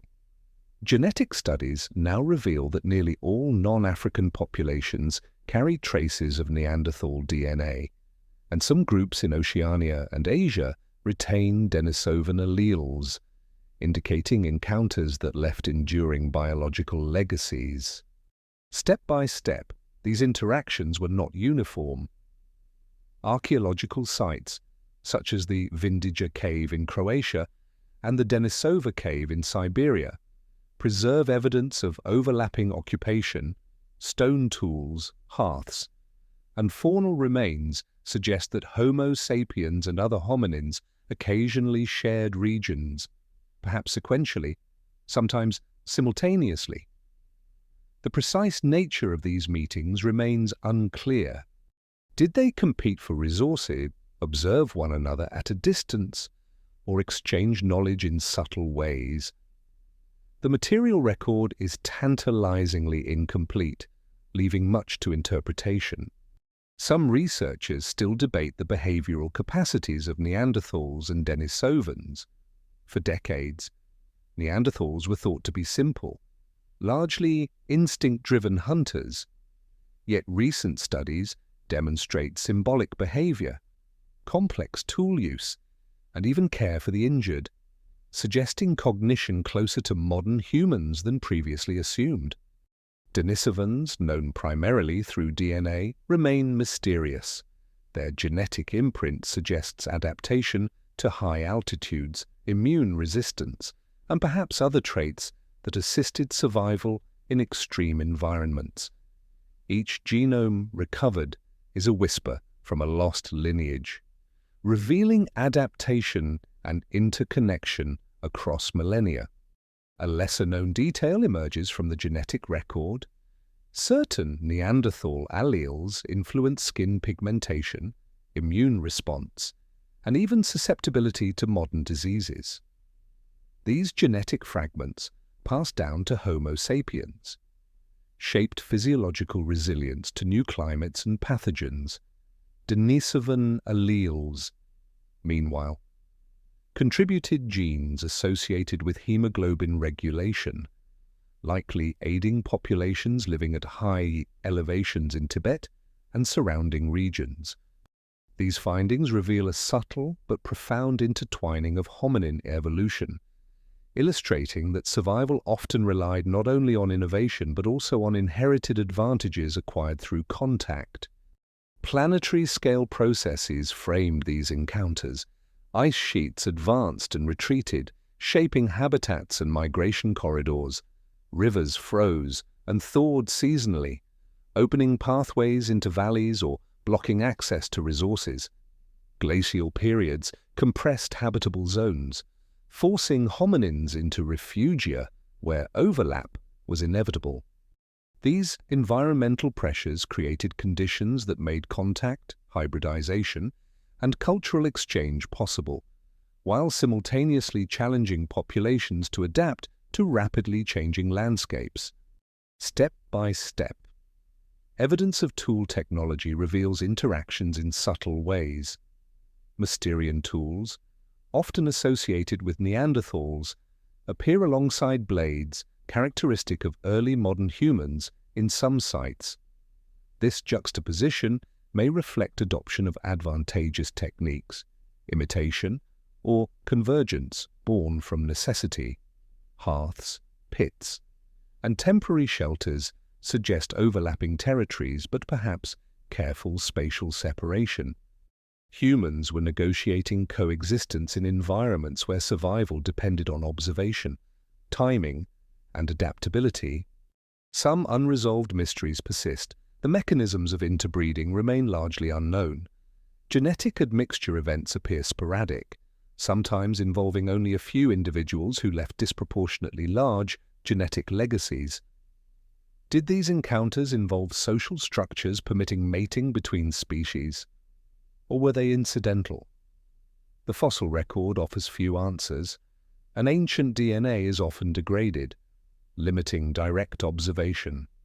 These gaps leave room for cautious hypotheses but no definitive narratives. A subtle scale reference illustrates the distances involved, and populations migrating across Eurasia could traverse hundreds of kilometers in a generation, moving from southern Europe into Siberia, encountering multiple hominin groups along the way. Each movement required understanding of seasonal resources, animal behavior, and terrain. Long-distance mobility increased the likelihood of contact, but also demanded careful adaptation to local climates, vegetation, and prey availability. Survival was a product of both movement and keen observation. Evidence of cultural exchange, though scarce, hints at potential interaction. Ornamentation, such as pierced shells and pigment residues, occurs in sites occupied by both Homo sapiens and Neanderthals. While direct transmission cannot be confirmed, the timing and distribution of these artifacts suggest awareness, and perhaps even the subtle sharing of symbolic ideas. Cave art, though largely attributed to modern humans, occasionally appears in proximity to Neanderthal occupation layers, inviting speculation about perceptual and cognitive overlap. Step by step, fire management remained essential in these interactions. Hearths provided warmth, protection, and food preparation across harsh winters and glacial expansions. The ability to control and maintain fire may have been a shared skill, crucial for survival in overlapping territories. Fire also structured social life, offering a place for rest, tool production, and possibly communication. In the presence of other hominins, efficient use of fire could have been a critical factor in maintaining competitive advantage or facilitating coexistence. Planetary-scale observations reveal additional constraints. Climate oscillations created barriers as well as corridors, isolating populations in refugia and exposing them to fluctuating resources. During colder phases, humans may have moved southward into milder zones, encountering Neanderthals and Denisovans who were already adapted to these regions. As glaciers locked water in ice, coastlines shifted and rivers swelled, influencing migration routes and access to food. Environmental unpredictability demanded flexibility, innovation, and awareness of other hominin groups. A lesser-known detail involves disease and immunity. Genetic studies suggest that some Neanderthal alleles provided early humans with resistance to viruses and bacteria encountered in Eurasia. Denisovan contributions also appear in genes regulating immunity and red blood cell function. These inherited advantages may have influenced survival in new territories, offering silent support in the face of pathogens, while underscoring the importance of interspecies contact for long-term adaptation. Some researchers explore social dynamic. Did Neanderthals and Denisovans perceive humans as competitors, allies, or simply strangers? While the fossil record does not record intentions, the persistence of genetic admixture indicates at least occasional integration. Small, mobile populations would have benefited from even limited cooperation, whether through knowledge exchange, shared hunting, or tolerance in overlapping territories. Each encounter, subtle or extended, contributed to the mosaic of human evolution across Eurasia. Step by step, the legacy of these encounters continues in modern populations. Neanderthal alleles affect hair, skin, immunity, and even aspects of metabolism, while Denisovan alleles influence adaptation to high-altitude hypoxia. These genetic remnants are living records of contact, passed down across tens of thousands of years. They remind us that human evolution was not a solitary journey, but one intertwined with other hominin lineages shaped by movement, adaptation, and occasional convergence. Ultimately, encounters with Neanderthals and Denisovans were moments of convergence across space, time, and species. Archaeology, genetics, and climatology together reveal a narrative of coexistence, interbreeding, and mutual influence. Fire, stone tools, symbolic artifacts, and genes trace paths of survival and adaptation, while open questions remain about the depth and nature of social interaction. In these quiet signals of overlap, we perceive the complexity of human dispersal and the subtle shaping of traits that endure to this day. Far away, the world shifts beneath the weight of vast ice sheets. Northern latitudes are cloaked in glaciers, their creaking mass shaping valleys, rivers, and coastlines. Early humans move cautiously through these transformed landscapes, learning to survive where wind chills bite and snow stretches for kilometers. Step by step, they track game across frozen plains, carve shelters from stone and bone, and adapt clothing to trap heat while allowing movement. The Ice Age is not a single event, but a series of glacial and interglacial cycles, each imposing new challenges on populations that had once roamed warmer regions with relative ease. Some researchers still debate how early humans managed extreme cold. Anatomical adaptation alone cannot explain survival. Cultural innovation appears essential. Hearths, insulated shelters, and layered garments likely played roles. Evidence from sites such as Kostenki in Russia and Dolní Věstonice in the Czech Republic reveals stone and bone structures that suggest careful planning. Charcoal layers indicate repeated fires, while figurines and ornaments hint at social cohesion and shared knowledge.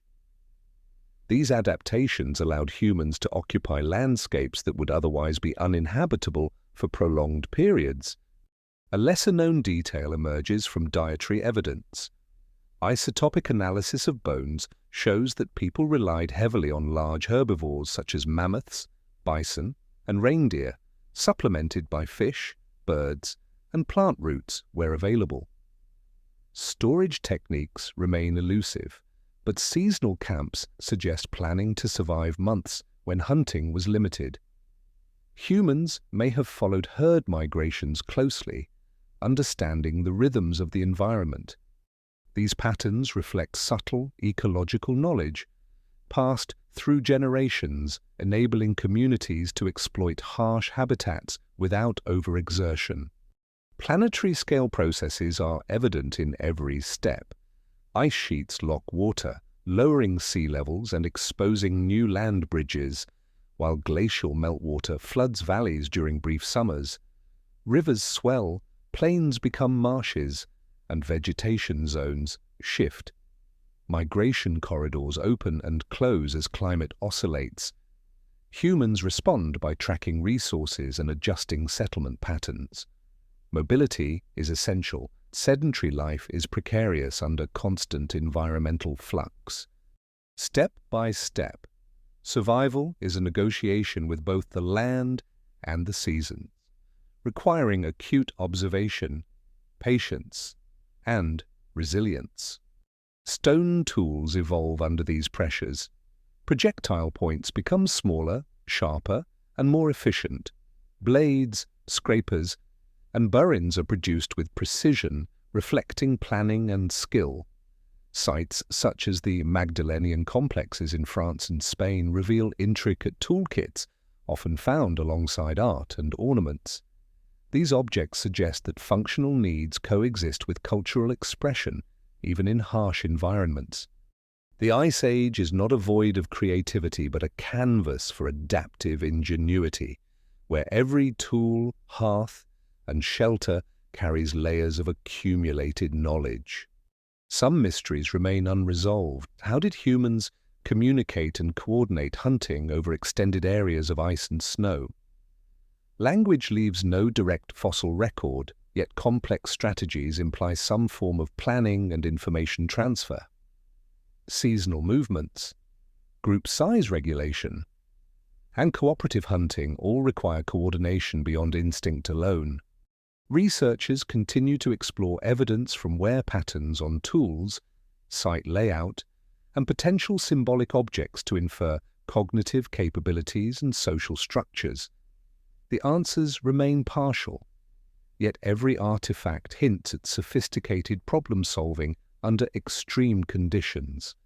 Step by step, clothing and shelter are key to endurance. Animal hides, layered and stitched, provide insulation. Evidence of sewing needles and awls in Upper Paleolithic sites indicates technological solutions to cold, though actual garments rarely survive. Shelters range from simple windbreaks of bone and hide to stone huts, often insulated with earth or snow. Fire management complements these structures, supplying heat, light, and protection. Even brief failures in warmth could be fatal, emphasizing the precision and care required in everyday survival routines. Planetary-scale observations emphasize the interplay of environment and human distribution. Ice sheets expand and contract, reshaping drainage systems, lake sizes, and vegetation belts. Glacial advances block migration, funneling populations into refugia, isolated zones where resources remain abundant. Interglacial periods release pressure, allowing rapid expansion into previously inhospitable areas. These cycles dictate where humans can live, hunt, and reproduce, creating bottlenecks that influence genetic diversity and cultural innovation over millennia. A lesser-known detail appears in the preservation of organic remains. Frozen soils and permafrost have yielded extraordinary finds, mammoth bones, footprints, and even garments.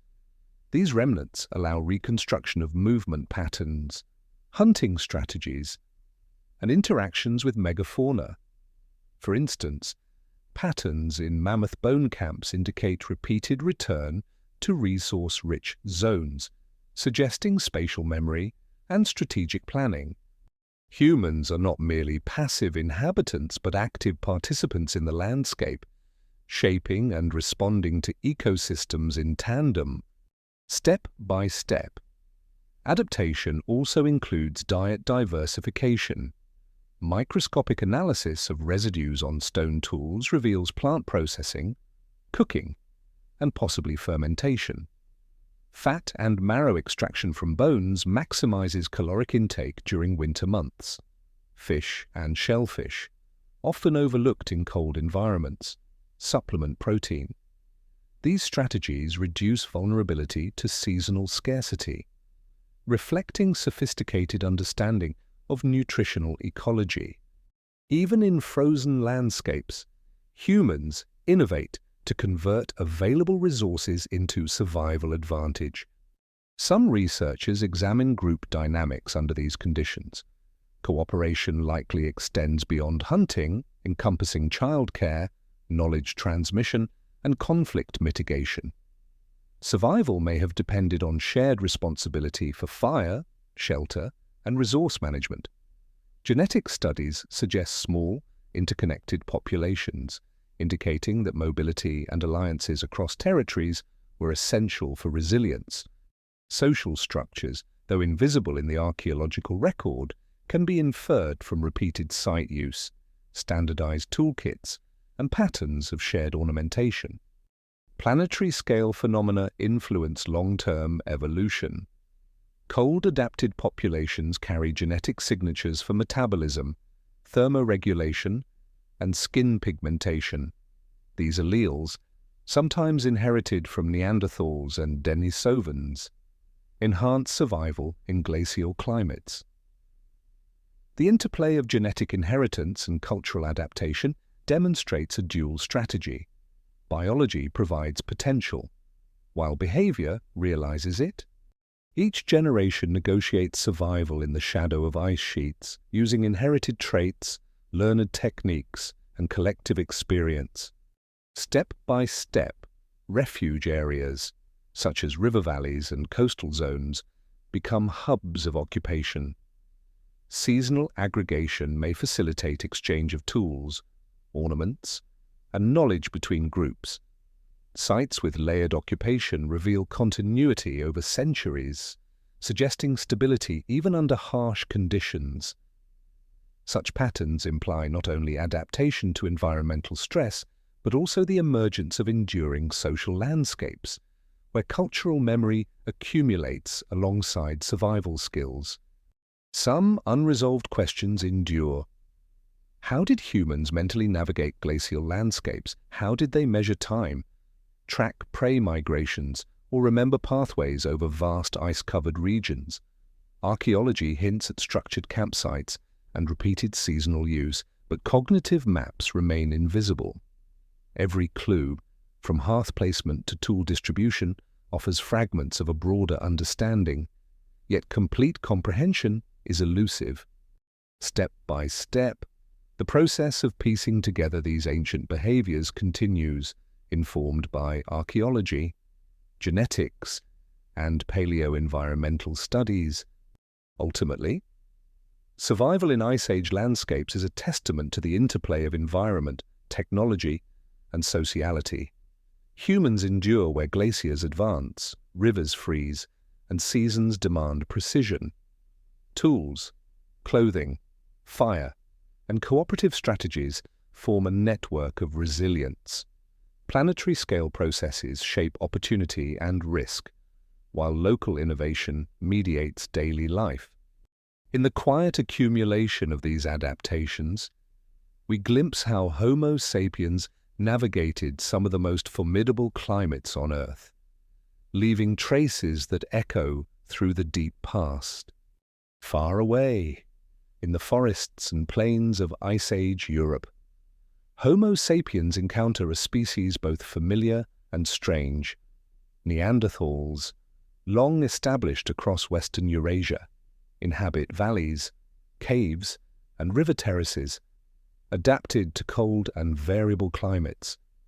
Step by step, these two human species meet in overlapping territories, sometimes separated by distance, sometimes sharing hunting grounds or shelter sites. Archaeology shows that they coexist for thousands of years, leaving traces of interaction in stone tools, bones, and even genetic inheritance.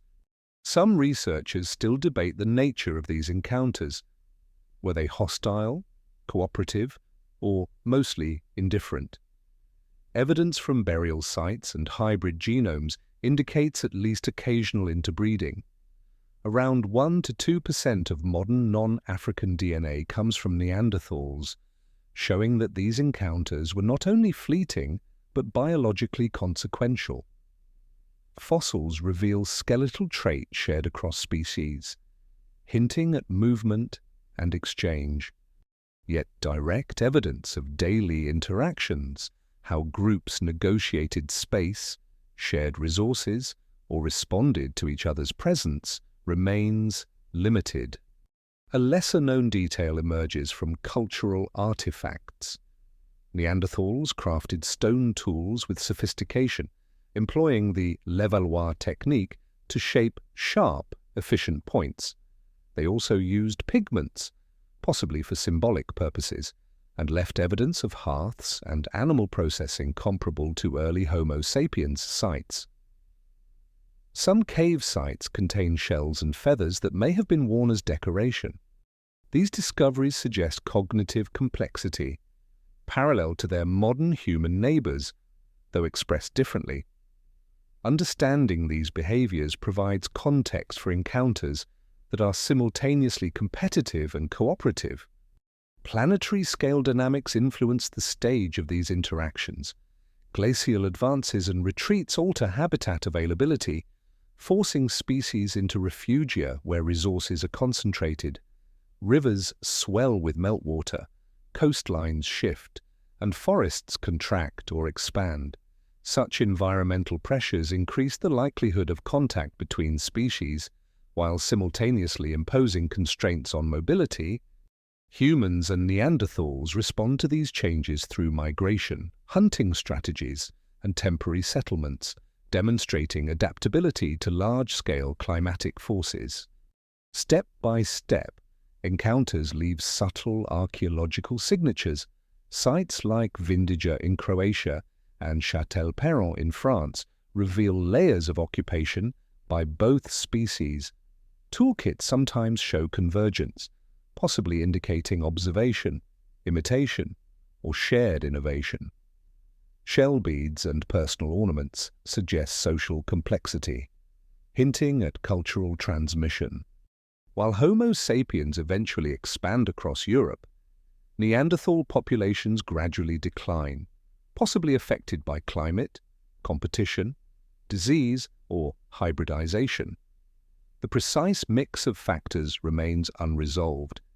Yet each layer of evidence illuminates the intricate dance of coexisting species. Dietary strategies also shape interactions. Neanderthals specialized in large game, including mammoth, bison, and reindeer, while humans often exploited a broader range of resources, including fish, birds, and small mammals. Isotopic studies suggest overlap, but also subtle niche differentiation that may have reduced direct competition. The ability to adapt diet to changing conditions reflects ecological awareness and planning. These differences and similarities influence how species interact, affecting territory, mobility, and social organization. Step by step, technological exchange may have occurred. Some Neanderthal sites show ornaments and tool forms resembling early Homo sapiens styles, though debate persists about independent invention versus influence. The timing of these occurrences coincides with population movements out of Africa and into Europe, suggesting possible avenues of cultural contact. Small artifacts such as bone points, pigments, or shell beads offer tantalizing glimpses of shared knowledge, but the rarity of finds prevents definitive conclusions. The mystery of influence remains central to understanding human prehistory. Planetary scale observations emphasize cycles of glaciation and interglacial periods. Ice sheets advance and retreat, creating corridors and barriers that shape population distribution. Humans migrate in response to available resources, sometimes moving rapidly into newly accessible territories, while Neanderthals occupy long-established areas.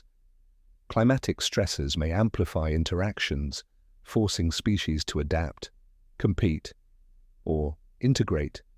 This dynamic context situates encounters within broader environmental processes, linking biology, behavior, and geography. A lesser-known detail comes from DNA analysis of fossils. Certain Neanderthal alleles are present in modern human immune systems, particularly in responses to pathogens encountered in Eurasia. This inheritance suggests that encounters had lasting evolutionary consequences, enhancing disease resistance for descendants of hybrid populations. Genetic studies also reveal variation across regions, indicating multiple waves of interaction and localized admixture. Step by step, these findings illustrate the hidden depth of prehistoric connections preserved in the human genome. Material culture provides further insight. Cave painting, carved figures, and decorated objects, once thought uniquely human, show parallels in Neanderthal sites. Though the scale and frequency differ, the presence of symbolic objects implies awareness of self, others, and environment. These subtle forms of expression may have facilitated recognition between species, reducing conflict or promoting exchange. Each artifact contributes to a mosaic of behavior that highlights cognitive sophistication alongside environmental adaptation. Step by step, mobility and settlement patterns reveal interaction strategies. Humans and Neanderthals occupy overlapping valleys, river terraces, and coastal zones. Some sites show repeated seasonal use, implying knowledge of landscape cycles and resource predictability. This pattern suggests both species tracked game, weather, and vegetation, while maintaining distinct territories. Occasional contact would have been inevitable, yet evidence points to selective encounters rather than constant proximity. How these dynamics influenced culture, language, and survival remains an active area of research. Some mysteries remain unresolved, but the timing and mechanisms of Neanderthal extinction are debated. Was it gradual, accelerated by climate change, or driven by competition with expanding Homo sapiens populations? Hybridization may have played a role, yet the limited proportion of DNA preserved indicates complex population dynamics. Archaeological evidence, such as site abandonment or changes in tool style, provides partial clues, but interpretations vary. Step by step, the puzzle of extinction combines genetics, ecology, and material culture into an intricate narrative. Step by step, the legacy of encounters extends beyond genetics. Knowledge transfer, observation of hunting strategies, and potential symbolic practices suggest that Homo sapiens absorbed lessons from Neanderthals. Their presence shaped human adaptation to northern latitudes, influencing diet, tool use, and survival strategies. The story of coexistence is not only about competition, but also about subtle exchanges of knowledge, behavior, and genes, leaving traces detectable millennia later. Planetary-scale processes continue to frame human history. Glacial cycles regulate habitat, migration routes, and resource availability. The interactions between species occur within this shifting stage, revealing resilience, flexibility, and adaptability. Each encounter is shaped by environment, opportunity, and circumstance. By tracing these patterns through archaeology and genetics, researchers uncover the contours of a shared history where human survival and Neanderthal persistence intersected in fleeting yet consequential ways. Ultimately, encounters with Neanderthals reveal a portrait of human evolution in motion. Step by step, biology, behavior, and environment intertwine, illustrating how species adapt, interact, and leave enduring marks on one another. Each fossil, tool, and allele offers insight into the delicate balance of coexistence, the uncertainties of survival, and the subtle influences that shape human ancestry. In quiet examination, the past whispers of collaboration, observation, and adaptation that resonate to the present. Far away, across the high mountains and deep valleys of Asia, another human relative emerges from the shadows of prehistory. Denisovans, first identified from a fragmentary fingerbone in Siberia's Denisova cave, reveal a lineage both enigmatic and significant. Step by step, researchers piece together a portrait from sparse fossils, scattered DNA, and stone tools. The evidence suggests a species contemporary with Neanderthals and early Homo sapiens, occupying regions from Siberia to Southeast Asia. Yet much of their life, behavior, and range remains a mystery. Some researchers still debate the extent of their distribution. Genetic evidence shows Denisovan DNA in populations today, particularly in Melanesia and parts of East Asia, with up to 5% of the genome in some groups tracing back to Denisovans. These findings imply extensive interbreeding with Homo sapiens during migrations into Asia. Yet no complete Denisovan skeleton has been recovered, leaving scientists to reconstruct their morphology from a few teeth, a finger bone, and a jaw fragment. Step by step, each discovery raises as many questions as it answers, illustrating both the richness and limitations of the fossil record. A lesser-known detail emerges from the Denisova cave itself. Excavations reveal multiple layers of occupation, with stone tools classified as Mousterian in some contexts, similar to Neanderthal assemblages in Europe. Ornamentation includes polished stone beads, suggesting symbolic activity. These artifacts hint at cultural sophistication, though the small number of finds makes interpretation cautious. Such details underscore that Denisovans were not simply archaic humans frozen in isolation. They engaged with their environment and developed complex technologies adapted to local conditions. Planetary-scale factors shape this story. During the Pleistocene, glacial cycles caused dramatic shifts in climate and vegetation across Asia. Glaciers advanced from Siberia. Monsoon patterns fluctuated, and forests expanded and contracted. These changes affected human migration, resource availability, and the interactions between species. Denisovans adapted to diverse habitats, from cold Siberian caves to temperate highlands and tropical lowlands, reflecting flexibility in subsistence and settlement. Step by step, these environmental pressures framed the contours of their existence and encounters with Homo sapiens. Step by step, genetic analysis illuminates connections. Denisovan DNA in modern humans carries adaptations to high-altitude environments, such as the EPAS1 gene found in Tibetan populations. This gene aids survival in low oxygen conditions, indicating that Denisovans contributed directly to human adaptation. Such inheritance demonstrates the subtle yet enduring impact of ancient interactions, revealing how a long-extinct species continues to shape modern life. Yet, the exact timing, roots, and context of these interbreeding events remain unresolved, leaving a complex puzzle of population dynamics across vast landscapes. Some mysteries emerge from tool distribution.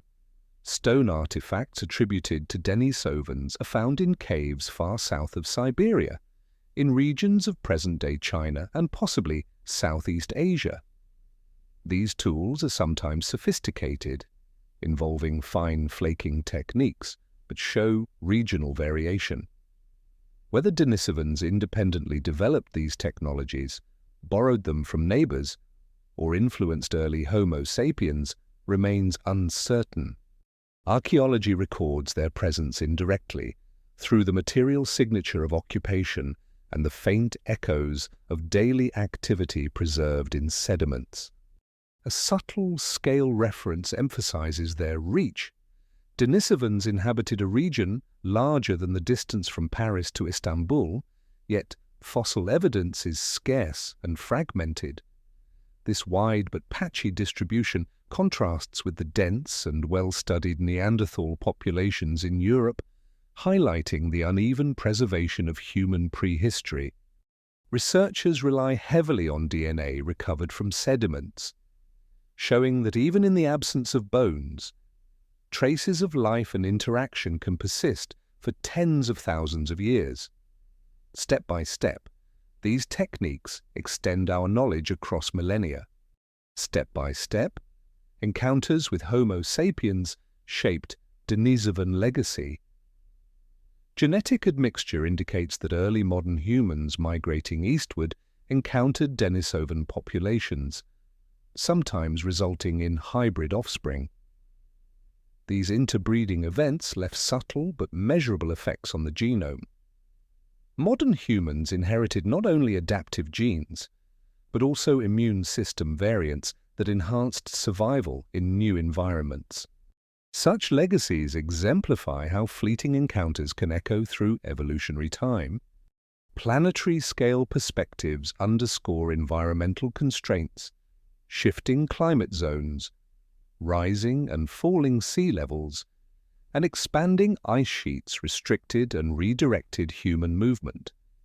Denisovans navigated mountains, rivers, and forests, adjusting hunting strategies and settlement choices. Their adaptability is visible in stone tools suited to varied landscapes and evidence of fire use even in cold environments. Step by step, environmental pressures shape both survival and interaction, intertwining biology and geography. A lesser-known detail arises from the Denisova cave sediment DNA. Analysis of soil layers without visible bones has revealed Denisovan genetic material, indicating repeated occupation over thousands of years. These findings challenge traditional notions of fossil-based knowledge, demonstrating that even tiny traces of DNA can reveal population presence, mobility, and temporal depth. Step by step, molecular archaeology complements physical excavation, adding layers to our understanding of ancient life.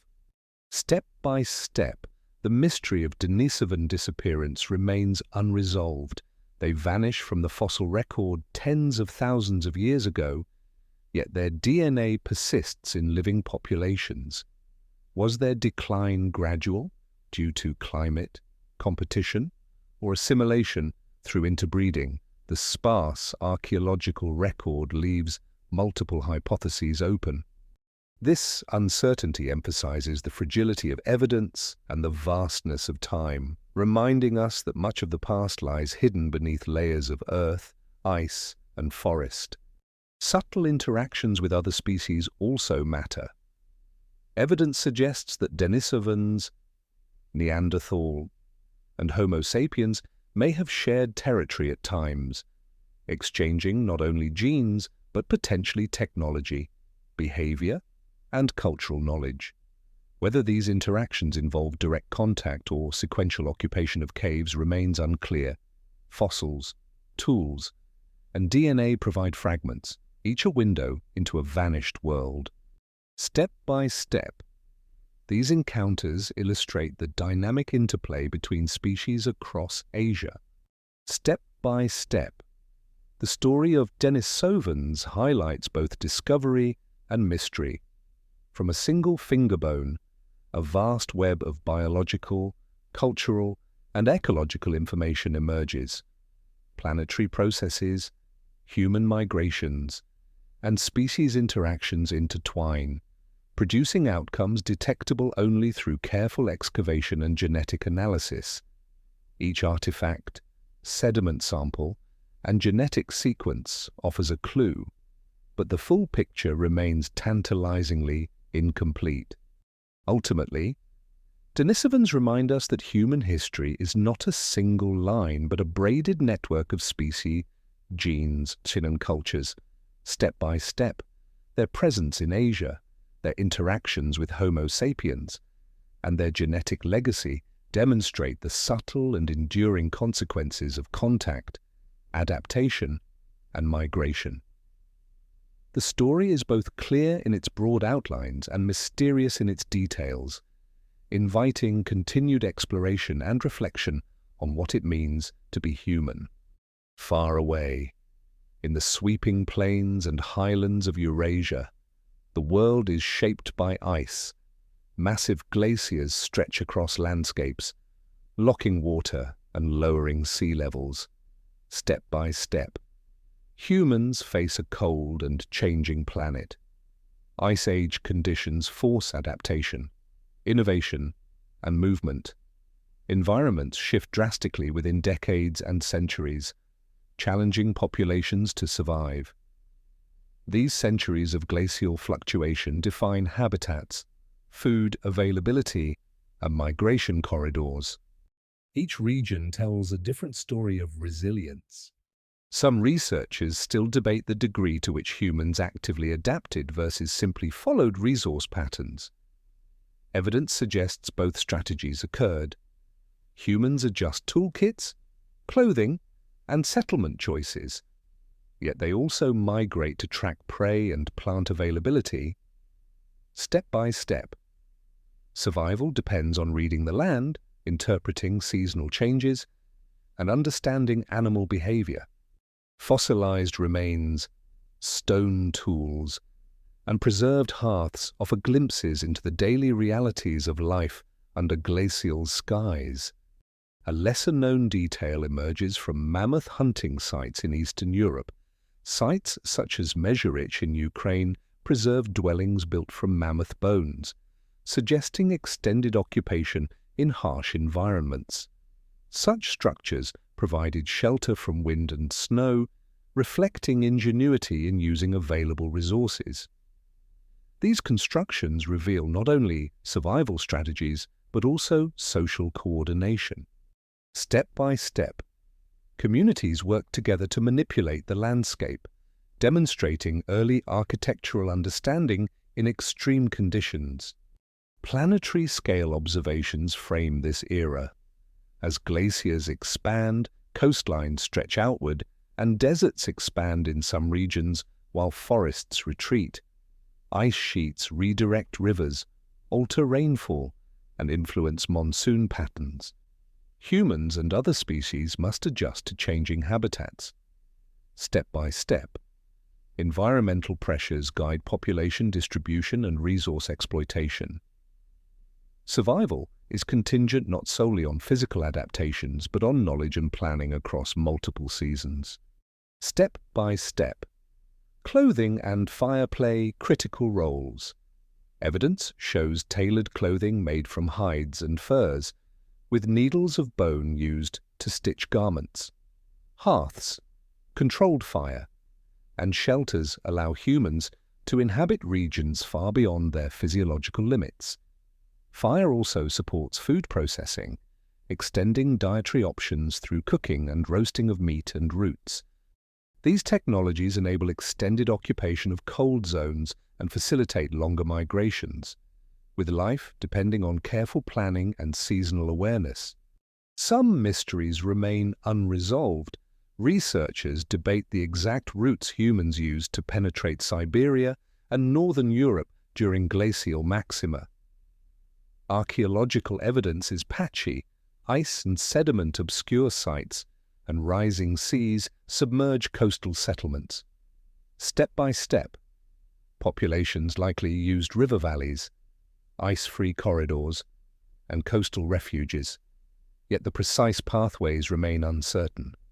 The challenge of reconstructing Ice Age migration emphasizes the scale and complexity of these early movements. A subtle scale reference helps illustrate the distances involved. Seasonal rounds and migrations often covered hundreds of kilometers, comparable to the distance from Paris to Moscow, repeated year after year, step by step. Humans followed prey herds, moved between sheltered valleys, and accessed diverse resources.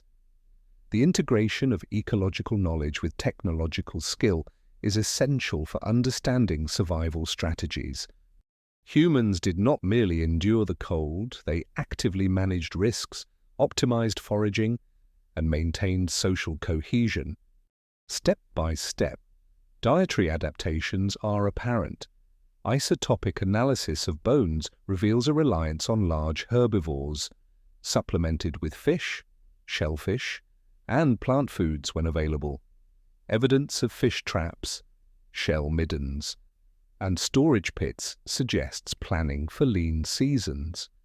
Humans also exploit seasonally abundant resources, storing dried meat or fat. Step by step, such strategies illustrate the sophistication of early resource management under environmental stress. Larger-scale climatic patterns drive these adaptations. During stadials, glacial advances compress habitats. During interstadials, retreating ice and warmer conditions open new territories. Humans respond flexibly, with settlement patterns expanding into formerly inhospitable regions.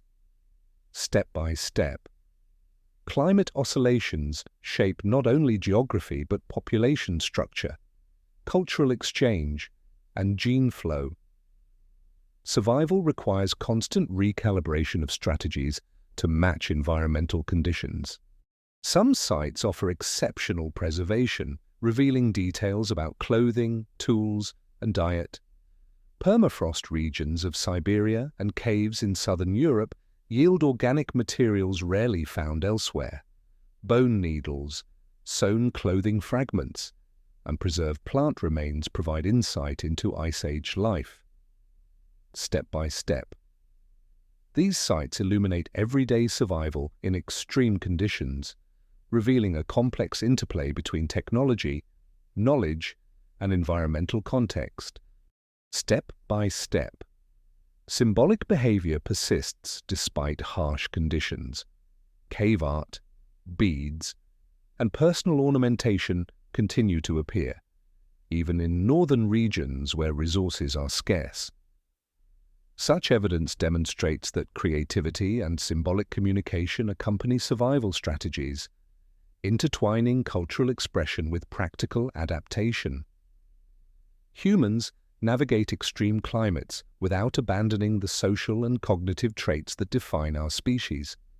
A lesser-known detail appears in frozen river valleys of Siberia. Small caches of tools and faunal remains suggest temporary hunting stations, occupied for only weeks or months. These ephemeral sites reflect highly mobile strategies, tailored to animal migrations and seasonal availability.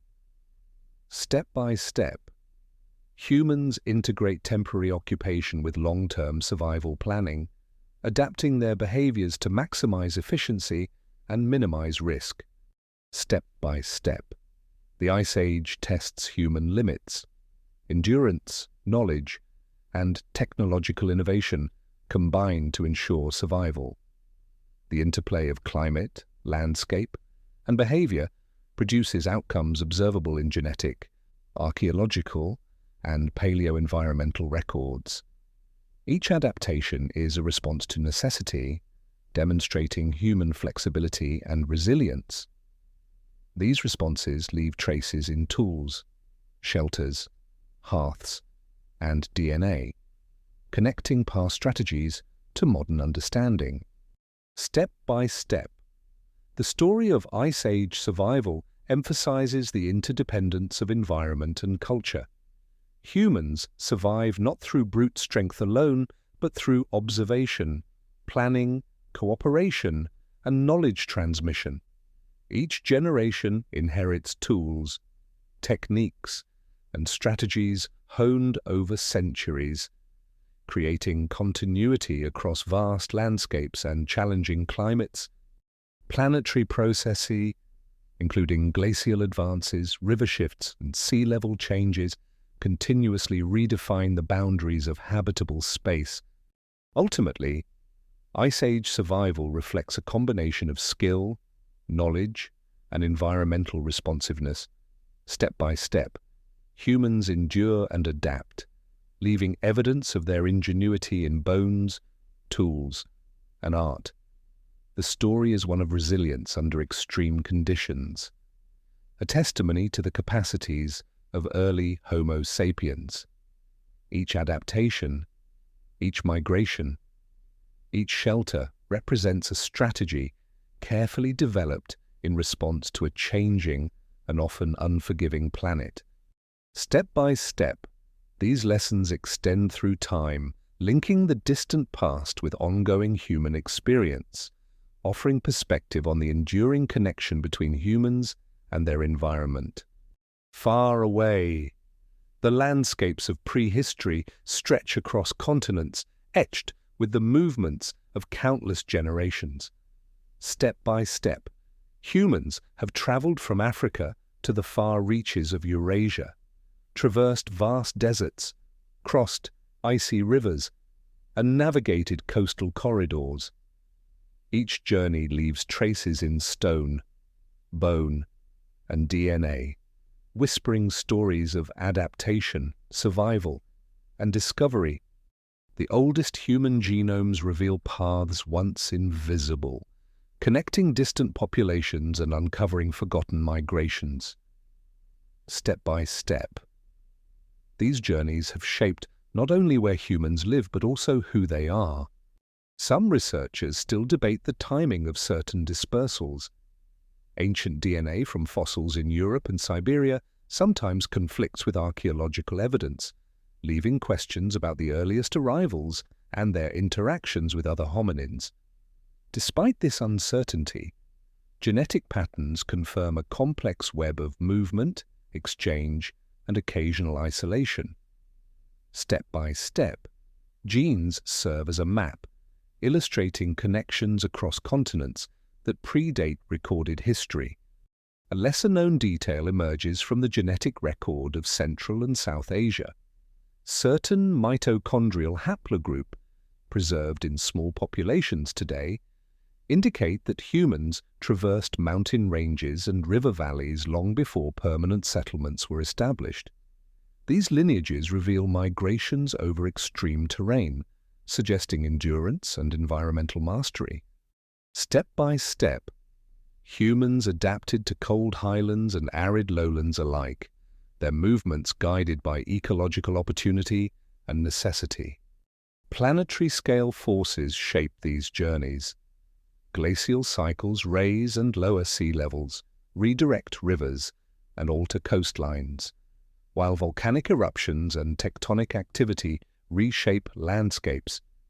Humans respond to these changes, finding refuge in corridors of safety and exploiting newly exposed land. Step by step, populations follow resources, track prey migrations, and locate freshwater sources, demonstrating profound ecological awareness.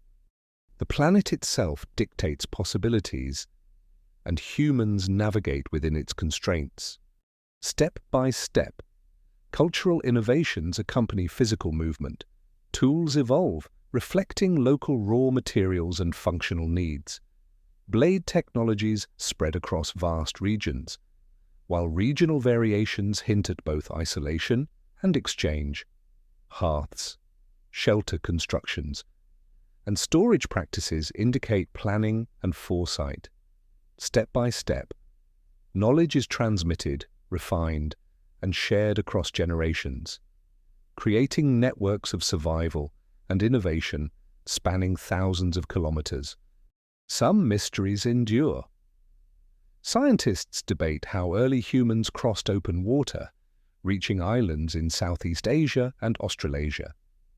Archaeological sites suggest maritime capabilities far earlier than once thought, yet direct evidence of boats or rafts remains scarce.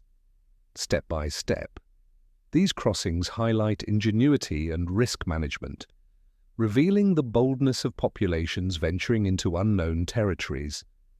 Each new find reshapes our understanding of ancient capabilities.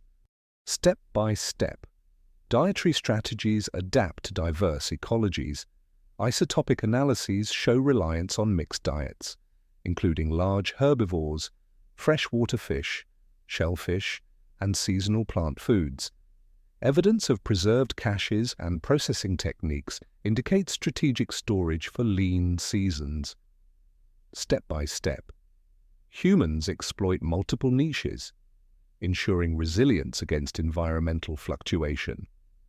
Their survival reflects careful observation and experimentation, guided by necessity and experience. Genetic evidence adds unexpected depth. Ancient genomes reveal interbreeding with Neanderthals and Denisovans, leaving fragments of DNA still present in modern populations. These encounters provided adaptive advantages, introducing alleles useful for immunity, metabolism, and cold tolerance. Step by step, humans integrate genetic diversity through interactions with other hominins, shaping populations in ways beyond purely cultural or technological adaptation. A subtle scale reference underscores the vastness of these movements.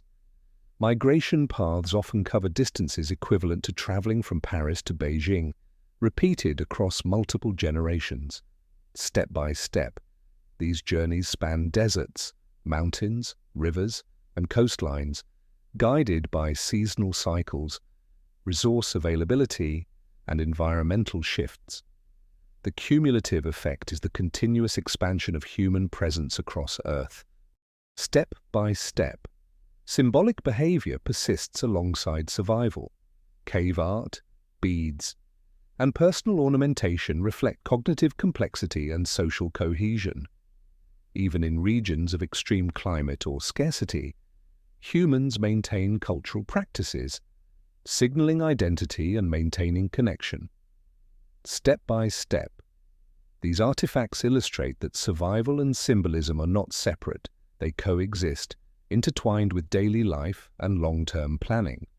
Some discoveries challenge previous assumptions. In Siberia, frozen remains show sophisticated clothing and toolkits, hinting at seasonal adaptation strategies that allowed for extended occupation in extreme environments. In Africa, early DNA fragments reveal previously unknown population lineages, suggesting that migration waves were more complex and multidirectional than earlier models suggested. Step by step, each piece of evidence deepens our understanding of human adaptability and resilience. Planetary observation emphasizes scale. As glaciers lock oceans, deserts expand, and rivers shift, the habitable landscape continuously changes. Humans navigate these fluctuations, moving, adapting, and innovating in response, step by step. The dynamic Earth shapes human history as much as human ingenuity shapes survival. These interactions leave enduring marks detectable in archaeological layers, DNA sequences, and environmental reconstructions. Step by step, networks of migration foster early social exchange. Populations intersect at resource-rich zones, exchanging tools, techniques, and genetic material. Step by step, such interactions form the basis for cultural diffusion, technological innovation, and collective knowledge. Even where direct contact is limited, the indirect effects of migration create shared strategies for survival across regions. Step by step, these journeys leave lasting legacies. DNA lineages persist, illustrating paths taken tens of thousands of years ago. Tools and ornaments tell of practical and symbolic life. Settlement sites record adaptation to diverse and shifting landscapes, step by step. This evidence frames a history not of individual conquest, but of collective endurance, highlighting the interplay between humans, other species, and the planet. Step by step, the record of early humans reminds us that survival is an ongoing process of observation, planning, and adaptation. Every discovery, from a tiny fragment of bone to an expansive cave dwelling, contributes to a more complete picture of resilience.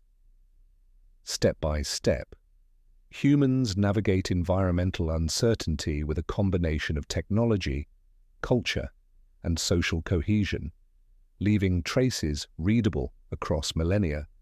Ultimately, the legacy of early human journeys is a tapestry of movement, adaptation, and connection.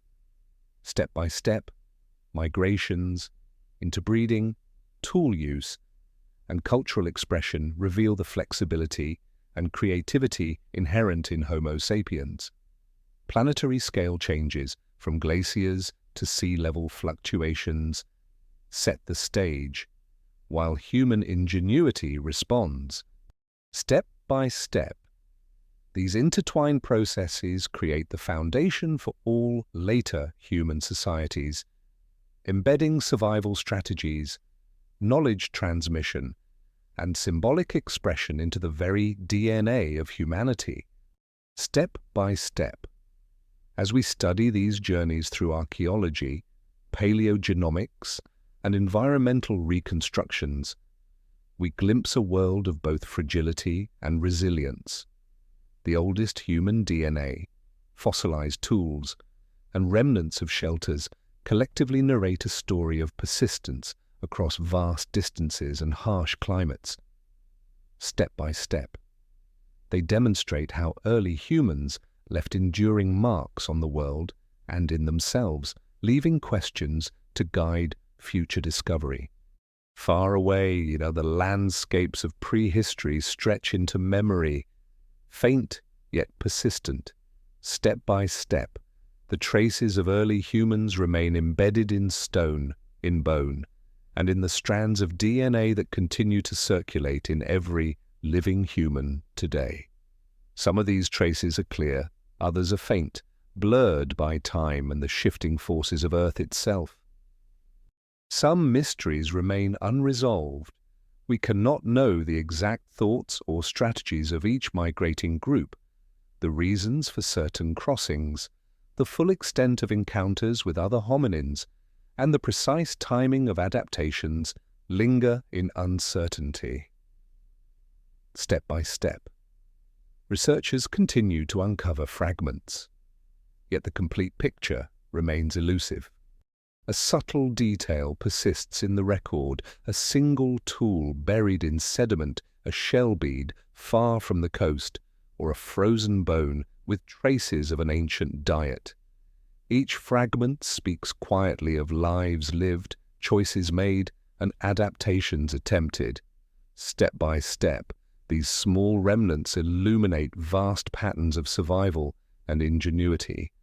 Planetary forces continue to shape the land, just as they shaped the paths of early humans. Glaciers recede and advance, rivers change course, and coastlines rise and fall. Step by step, humans respond, adapt, and endure, leaving an intertwined record of resilience and vulnerability. Ultimately, the oldest human DNA, together with tools, art, and environmental clues, reminds us of the continuity of life. Step by step, our species has journeyed across continents, endured changing climates, and absorbed the legacies of other hominins. In the stillness of these discoveries, we see both what is known and what remains a mystery. Step by step, the story of humanity continues, carried in every genome, every artifact, and every landscape shaped by the hands of those who came before. And in this quiet reflection, the echoes of the past persist, waiting to guide those who seek to understand.